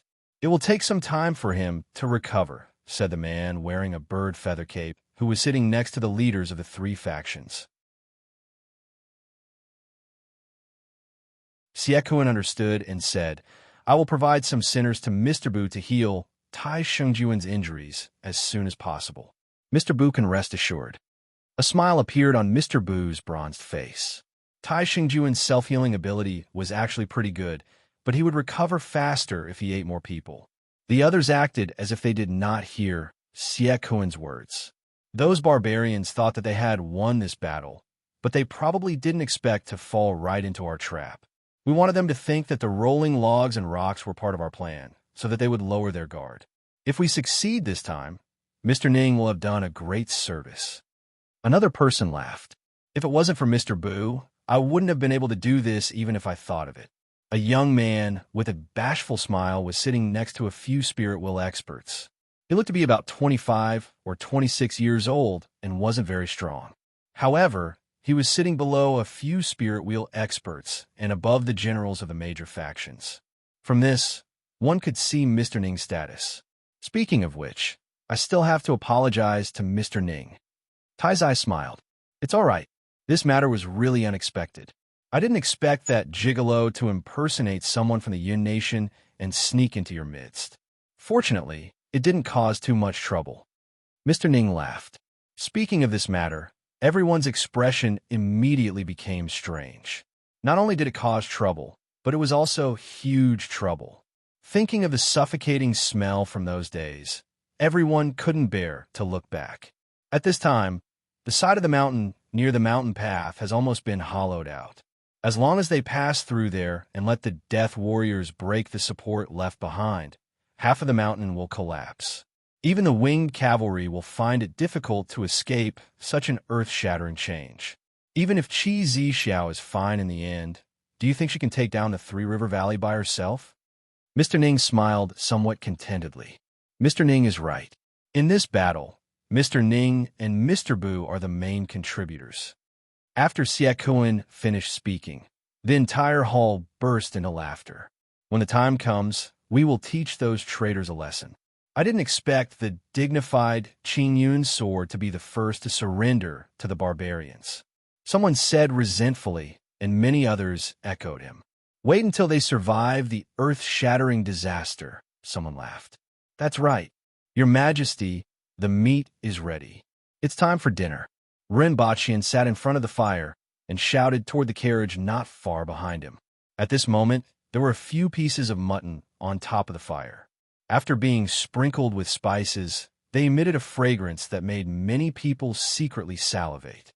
Rinpoche smelled the aroma and said, with my cooking skills, even if I were to become a chef, I would still be at the level of an imperial chef. As he spoke, the Empress sat down beside him with a wine bottle in her arms. Your Majesty, eat while it's hot. Rinpoche took a piece of mutton that was full of holes and placed it on a plate for the Empress. Just as the Empress was about to reach out, she suddenly felt something and turned her head to look behind her. What a fragrant smell! A voice came from afar. Who's that? The surrounding guards immediately drew their swords and looked in the direction of the voice. However, Rinpoche was surprised to find that there were two more people beside him. One of them was an old man, or perhaps an old beggar. His hair was a mess, and he had a messy beard. There were a few pieces of rags hanging on his body, and only his pants were slightly intact. However, the pants below his knees were missing, and there were a few holes on them. Beside him was a woman dressed in a flowery, embroidered robe. She had a bewitching face and a flower in her hair. This lady looked somewhat familiar. "Sir Run, sorry to disturb you." The lady looked at Rinpoche coquettishly, but her eyes seemed to contain water and were sparkling. "Ning Kai-chen?" Rinpoche was surprised. "That's me. However, I have already changed my name to Ning Kai-chen." Ning Kai-chen said coquettishly. "Who is this?" Rinpoche looked at the old beggar, who had already taken a piece of lamb from the fire and was wolfing it down, completely ignoring the Empress's cold gaze. Could this person's surname be Hongqi? "Who are you?" Many guards surrounded the fire with swords in their hands. "All of you can leave." The Empress stared at the old beggar and waved her hand to drive the guards away. "I'll treat you to a drink." The Empress threw the wine bottle to the old beggar, who unceremoniously raised his head and drank a mouthful, exclaiming, "Good wine." Rinpoche felt that there was something wrong with the Empress's reaction. One had to know that the Empress had always been domineering and fierce. Now that someone had eaten her barbecued meat, she actually gave him wine to drink? "After eating my dinner and drinking my wine, you will show me the strength of the world's most powerful expert," the Empress said after seeing him drink half of the wine in one gulp. "The world's most powerful expert." Rinpoche's voice almost pierced the sky, showing how surprised he was. The third most powerful expert in the world was Li Yuanzhu, and the fourth most powerful expert was Teng Yu, who is now the Empress. Only the first and second most powerful experts in the world were rarely heard of. It was said that these two people hadn't appeared in the world for decades. If they weren't on the list of the world's most powerful experts, many people would have thought that they were long dead. She didn't expect this old beggar to be the world's most powerful expert. Rinpoche didn't think that the Empress would recognize the wrong person, especially the world's most powerful expert.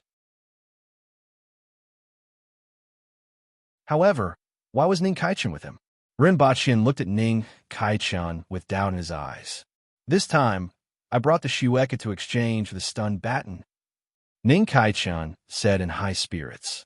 Then his face fell, and he continued, "I met this person on the way, and he insisted that my green bead take him to the sky. Then bring him." Rinpoche didn't understand Ning Kai-chen's expression. "Let's not talk about the fact that a spirit sword can't bring someone to the sky.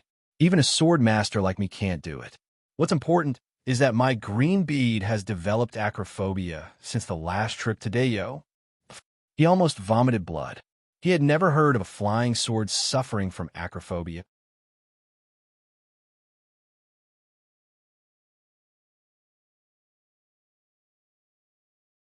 Chapter 534.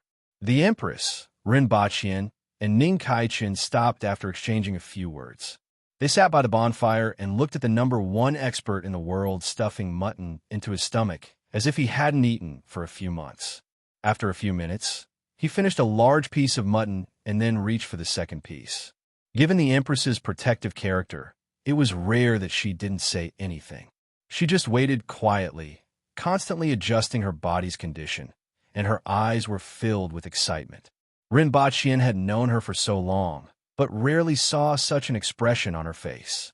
It seemed that the long-lost #1 expert in the world had appeared in front of her, and her fighting spirit was boiling.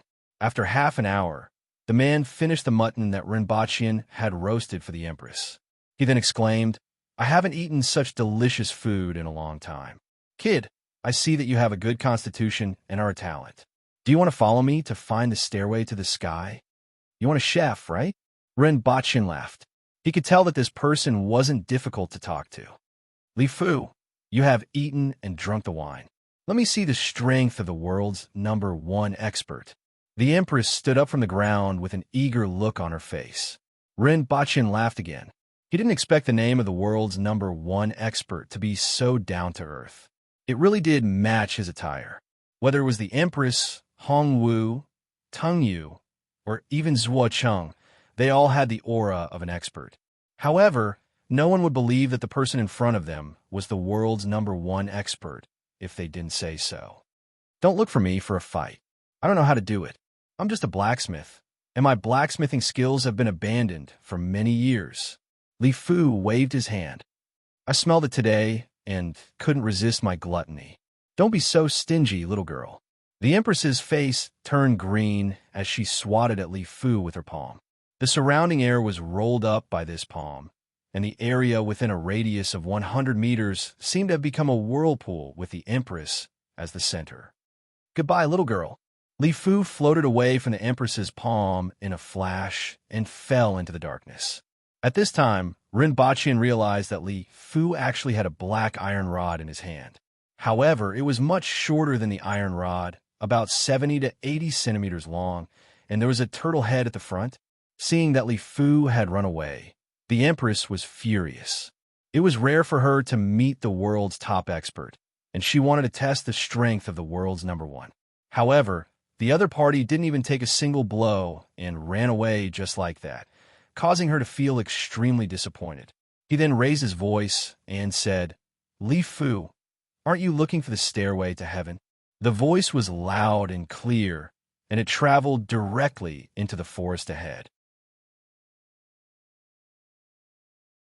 The next moment, Li Fu landed in front of the bonfire and said solemnly, Little girl, do you know?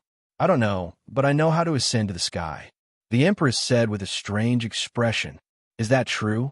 Don't lie to me. Li Fu's face immediately revealed a look of surprise, but he was also afraid that the other party would lie to him. Speak. The Empress glanced at Rinpoche. Your Majesty, are you referring to a plane or a rocket? Rinpoche felt that the Empress suddenly asked him to speak. Is there really something that can allow me to ascend to the heavens? Li Fu was in disbelief when he heard Rinpoche's tone.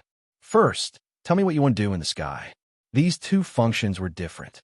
Do you want to ascend to the sky to take a look, or what? If you just want to ascend to the sky to take a look, a paraglider should be enough, Rinpoche asked curiously. I want to find the gods in the sky. Li Fu's face was overflowing with murderous intent when he talked about this. Are there really gods? Rinpoche asked. Although there were many strange things in this world, he was still skeptical about the existence of gods. After all, there were very few theories about gods in Dayo, and he naturally couldn't come into contact with them. He heard that there were a lot more stories about gods in Great Xia. Also, what was this world's #1 expert trying to do with his murderous expression? How much hatred did he have? Or did he want to pierce through the sky so that it would no longer cover his eyes? At his age, he should be past the second stage of middle school, right? There must be, Li Fu said with a murderous look. However, coupled with his tattered clothes and the way he looked, people always felt that he was a lunatic. Can you tell me what you know about gods? Rinpoche asked curiously. He was very interested in this topic. No matter who it was, they would be interested in something like gods. In particular, Li Fu was the world's #1 expert. He had been looking for a way to ascend to the heavens for so many years and wanted to find the gods in the sky. You should know a lot of things that ordinary people didn't. Do you really know how to ascend to the heavens? Li Fu stared at Rinpoche with his eyes wide open. I do know how to ascend to the heavens. However, I'm afraid it will take some time to implement it. It will take at least 30 to 50 years to make that artifact that can ascend to the heavens, Rinpoche said after thinking for a while. 30 to 50 years was the fastest speed. It was only possible to make a rocket by directly moving all kinds of mature technology from Earth and accelerating development. Of course, 30 to 50 years would be at least 100 years on Earth. Perhaps by then, there would already be small equipment that could easily send people to outer space. As for what would happen if he couldn't find the gods in outer space, Rinpoche didn't even want him to come back. In fact, Rinpoche said this with another intention. He was the world's #1 expert. If he could keep this world's #1 expert in Dayo as a fighter, although it wasn't very possible, there might really be a chance since Li Fu was so eager to ascend to the heavens. Even if he only made a move once in a while, it would be enough. What should I do? Li Fu landed beside Ren Baqian in a flash and grabbed his shoulder. Ren Baqian felt a powerful palm grab him, and he immediately couldn't exert any strength. Let go of him. The Empress's face was full of anger. The red muslin on her body fluttered even though there was no wind, and her fine black hair also fluttered upward. No matter who the world's #1 expert was, no one could touch my people. Let go. The Empress threw a punch at him without hesitation. Afraid that she would hurt Ren Baqian, she deliberately concentrated all the force of this punch on one point. You can't hit him. I'm fine with this punch, but this guy is dead meat. Li Fu quickly shouted, grabbed Ren Baqian, and immediately fell into the darkness. Li Fu, the Empress, was furious and immediately chased after him. Ren Baqian felt a strong wind blowing on his body, and he couldn't even open his eyes. This speed was even faster than when the Empress was carrying him. In just a short while, the two of them landed somewhere unknown. Li Fu, I'm going to kill you. The Empress's roar came from afar. Kid, speak.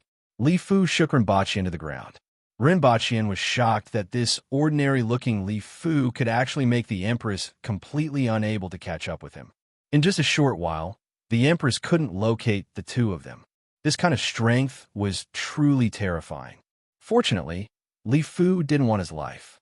Otherwise, even the Empress wouldn't be able to protect him. After calming himself down, Ren Baqian smiled bitterly and said, You ate Her Majesty's roasted meat, drank Her Majesty's wine, and even captured Her Majesty's man.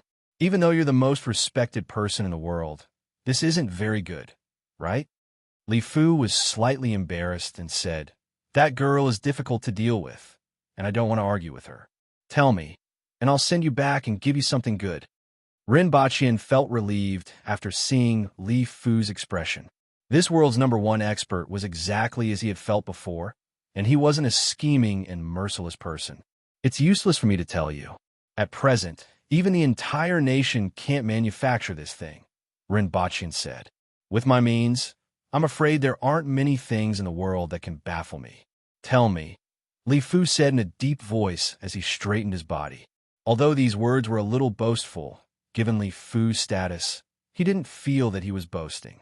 However, when it came to manufacturing a rocket, even if there were 100 of him, it wouldn't be of much use. A rocket can easily send you beyond the 9th heaven, Ren Baqian said faintly. What is that? Li Fu asked eagerly. Tell me what you know about the gods first. Ren Baqian changed the subject. Li Fu hesitated for a moment before sighing and saying, 200 years ago, I had a fiancée. Come to think of it, my fiancée is quite beautiful and virtuous. Upon hearing this, Ren Baqian immediately imagined a romance novel with 3 million words full of love and hatred. This old man's fiancée was stolen by the gods? That couldn't be, right? However, just 6 months before we got married, my fiancée suddenly became pregnant. Ren Baqian asked, However, my fiancée was still a virgin. People say that the gods met in a dream and that she was the son of a deity. However, I couldn't accept it, so I spent 6 months forging this dragon turtle rod. I swore to find the god who humiliated my fiancée and let him have a taste of the humiliation I suffered. Li Fu was overflowing with murderous intent, and his beard stood up like steel needles. This was a sign that his mind was fluctuating violently and his body was full of vigor. Are you going to explode the god's backyard flower? Ren Baqian was dumbfounded.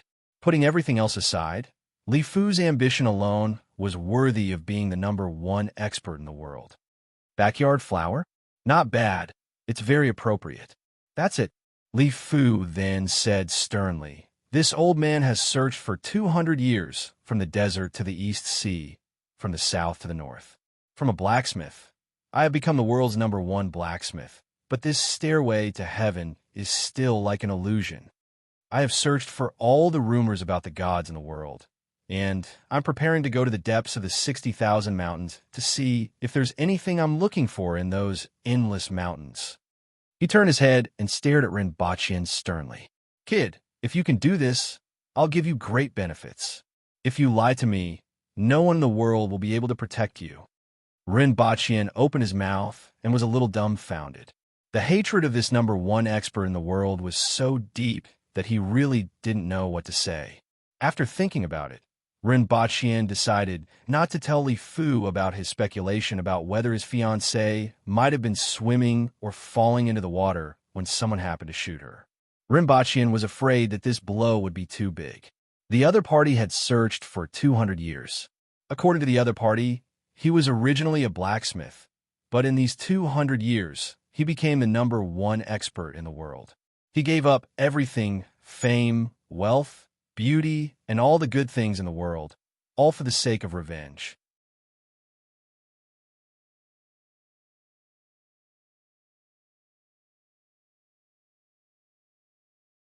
Chapter 535. Rinpoche pondered. What he wanted to know the most was how Li Fu became the number one blacksmith in the world, and how he was on his way to finding a deity. What would those martial artists in the world, who wished to spend every minute on martial arts and wanted to advance further, think of this? What would a hardworking martial artist like Rinpoche think? Also, Rinpoche had a fiancée 200 years ago, so he should be at least 220 years old now, right? The lifespan of a spirit wheel expert was generally 180 to 200 years. Even if Rinpoche lived longer than others, he should be reaching the end of his lifespan at 220 years old, right? Rinpoche heard that there was a realm above the spirit wheel level, but he didn't know if Li Fu had reached that level. Could Rinpoche wait for a rocket that would take at least a few decades to be manufactured? If not, Rinpoche could only make a hot air balloon to fool Li Fu, and his hopes of becoming the number one fighter in the world would be dashed. At this thought, Rinpoche whispered, "Senior, to be honest, it will take at least 30 to 50 years to manufacture a rocket. I don't know if you can wait that long.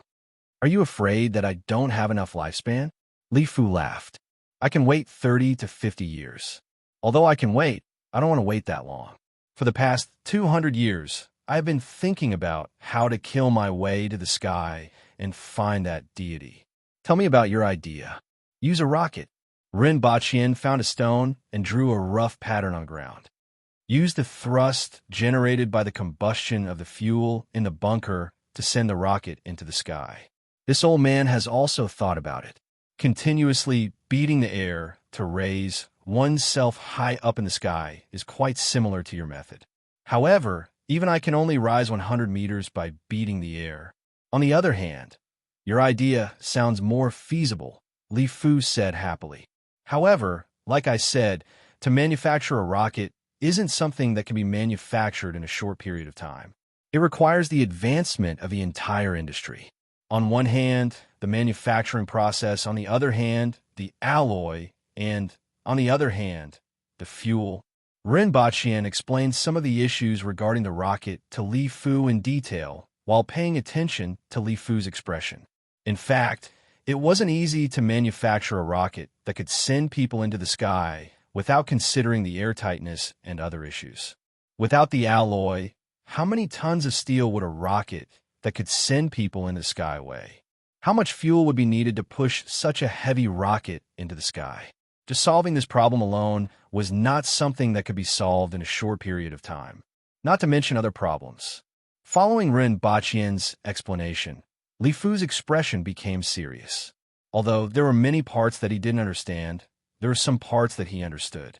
After all, he was a blacksmith himself and was a top-notch expert.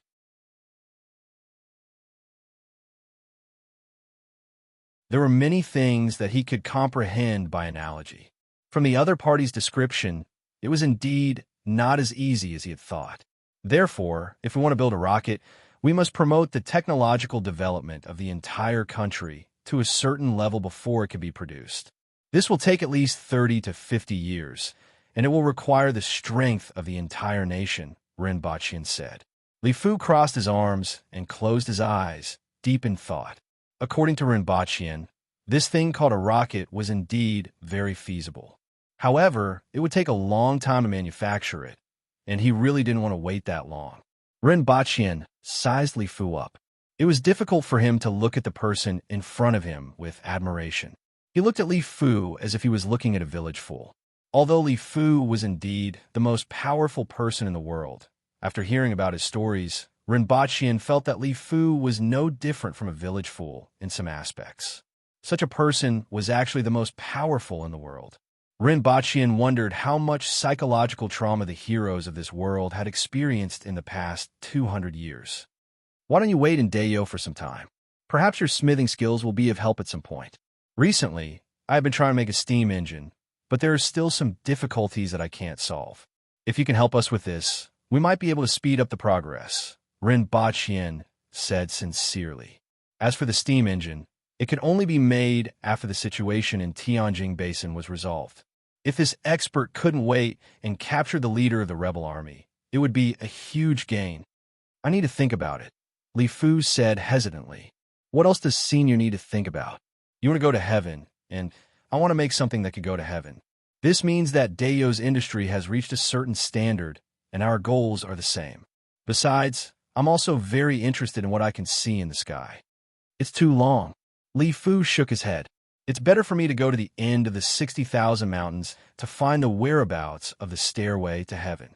Senior, this is Dayo, and the 60,000 mountains are also part of Dayo's territory. In this land, countless people will help you find it with just a word from Her Majesty. It won't be too late for you to go there when you have news. I'm afraid that little girl is going to find trouble with me. Li Fu shook his head. If it's because of you that you brought me here, Her Majesty will naturally not pursue this matter after I return. Her Majesty just wants to see how strong the world's most powerful expert is.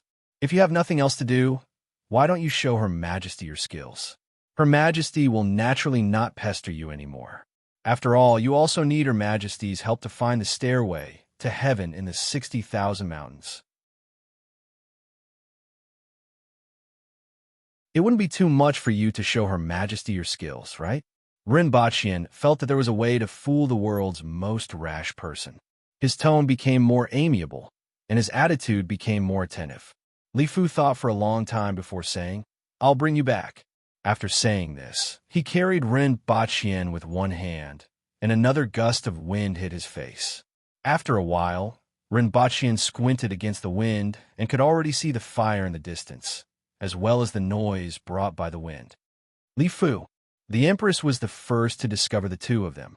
She shouted and pounced toward them. "Little girl, I'm not here to fight." Li Fu carried Rinpoche and spun in the air, dodging the Empress. He casually put Rinpoche on the ground and retreated to a distance. The Empress turned around and sized up Rinpoche. Seeing that he was fine, her expression eased a little. However, she quickly became cold again. Her two attacks were easily dodged by Rinpoche, which was a little hard to accept. "Your Majesty, don't be in a hurry to fight." Rinpoche saw that the Empress was about to make a move again and quickly stopped her. "Your Majesty, both of you are experts in the world. If you fight, it's hard to guarantee that you won't be injured. At this time, quelling the rebellion is more important. Your Majesty, please think twice. Furthermore, Senior has already agreed to show us his moves and broaden our horizons. Why don't you watch from the side?" The Empress frowned. Why did Rinpoche speak up for Li Fu after not seeing him for a while? However, seeing Rinpoche winking at her, the Empress knew that there had to be a reason. She snorted and didn't say anything else. "Senior, we have heard of you for a long time. It's a pity that we haven't seen you in action. Why don't you show us 3 moves and broaden our horizons?" Rinpoche turned his head and winked at Li Fu again. "Fine. Although I'm not good at fighting, I still know a thing or two." At this time, their positions had changed. Now that Li Fu was the one asking the Empress for help, he no longer refused.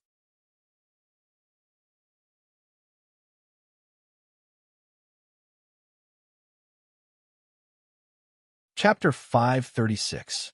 In the west direction of the Wang estuary, dozens of holes had appeared on the mountain wall. Each hole was 4 meters high and 4 meters wide. From Jiangbei to the Wang estuary, they had to go around the eastern side. Therefore, few people could discover the cave entrance on the west side. At this time, the hole that was originally dozens of meters above the ground was basically filled up, but there were still soldiers pouring soil out of the hole. Inside these caves, there was a thick tree trunk every dozen meters as a support. After walking for a few hundred meters, what appeared in front of them was a huge space lit up by torches. It was tens of meters tall and had a circumference of several hundred meters. Towering stone pillars stood in the space. If one looked closely, they would see tiny holes on the pillars. Countless tiny insects crawled up and down the pillars, making light but concentrated sounds. If someone with trypophobia saw this scene, they would probably have a heart attack. In this space, there were countless wooden racks, soldiers coming and going, as well as many strange creatures that were 6 to 7 meters long, covered in plate armor and hard shells. They had mouse-like heads and long tails. Some of them surrounded the pillar and licked it from time to time, swallowing a large number of bugs on the pillar into their stomachs. Some of them were digging at the edge of the space or on the shelves. Whether it was soil or rocks, they were like tofu under their sharp claws. In the middle of the space, there was a wooden platform next to the thickest pillar. An old man dressed in embroidered robes sat cross-legged on it, watching everything. Beside him sat a man wearing a bird feather cape and a feathered crown. "Mr. Chio, it should be about time, right?" The old man, in embroidered robe, calculated the space of the cave and asked the man with the feathered crown beside him. "It's almost time." The feathered crown man, called Mr. Chio, let out a few strange sounds, and the dozen or so people in the cave who were dressed like him shouted at the same time, and they all struck the gongs in their hands. Following the sound of the whip, the digging exotic beasts stopped and gathered near the stone pillars, licking the worms on them. This world is truly amazing. The man in embroidered robe sighed as he looked at the strange beasts and the huge stone pillars in the cave. This strange beast was called Choyu. It was good at digging holes and was one of the beast soldiers of the 6 doors. On the other hand, the worms could eat soil and pull out stones to form such a stone pillar. The combination of these two could produce miraculous results. However, this Choyu fed on these worms. Therefore, he found it very amazing. Hearing the admiration of the man in embroidered robes, Mr. Chio smiled contentedly. It was indeed worthy of him to be praised by a spirit wheel expert. For hundreds of years, the Cho family had trained Choyu in the 6 doors. It could be said that Choyu was a part of his family. When others praised Choyu, they naturally praised him as well. When the time comes to break the pillars, we'll start from the 6 pillars in the north from east to west, right? The man in embroidered robes asked again.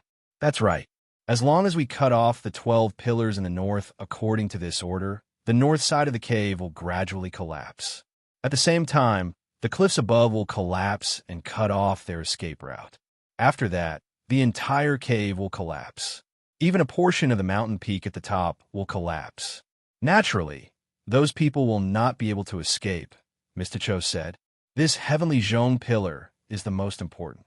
It doesn't matter if the northern pillar is broken, but we must wait for everyone to leave before letting the death warriors break the heavenly zhong pillar. Otherwise, all of you will be buried here. Understood. The man in embroidered robes remembered all of Mr. Chio's words. After all, it was a matter of life and death, so he couldn't be careless. Looking up, he saw that at the top of the pillar in the middle, countless insects were climbing up to the top of the cave, piling up stones to form a stone net, connecting all the pillars together. At the same time, it was also strengthening the cave. My task is completed. We should go back. After Mr. Chio finished speaking, he stood up from the wooden platform and shouted a few times to the surrounding people. His clansmen immediately opened the boxes one by one and rang the bells with their hands. The insects on the stone pillars climbed down from the stone pillars and burrowed into the boxes. However, they only drilled half of the way in before the boxes were full. These days, the number of worms multiplied more than double. The Choyu took this opportunity to eat heartily. Their long tongues rolled on the ground, and a black worm entered their mouths.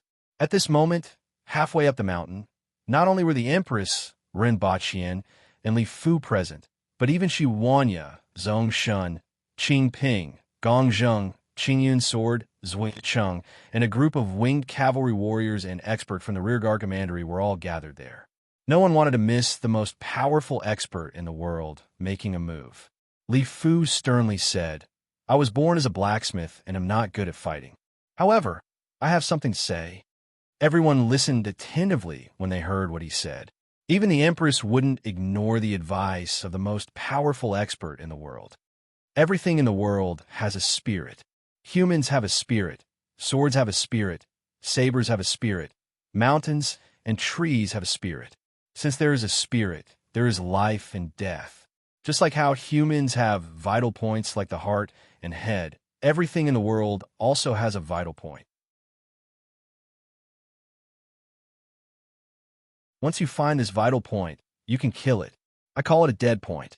Everyone knows the vital points of humans and animals, but it's difficult for ordinary people to find the dead points of other things. As I said before, mountains, rivers, and trees all have a spirit. This mountain has a spirit, so it naturally has a dead point. Li Fu's aura rose slightly when he said this. Although it wasn't much better than before, it made people feel like he was different. His body seemed to have grown taller. The aura of an expert was also emitted from his body. If he was just an ordinary old man before, everyone could now feel that the person in front of them was the most powerful expert in the world.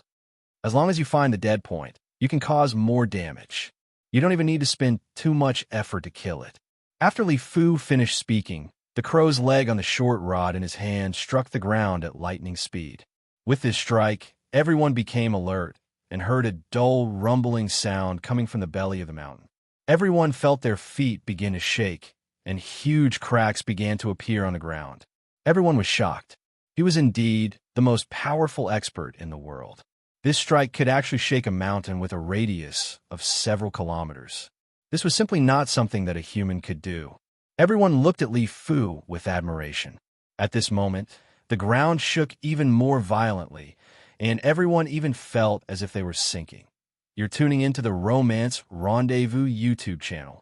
We're so grateful for your support, and don't forget to subscribe to join us on this incredible journey through captivating stories. Your generosity through donations truly makes a world of difference, as it's the primary source of revenue that allows me to expand and enhance this channel for you. Thank you from the bottom of my heart for being a part of this adventure.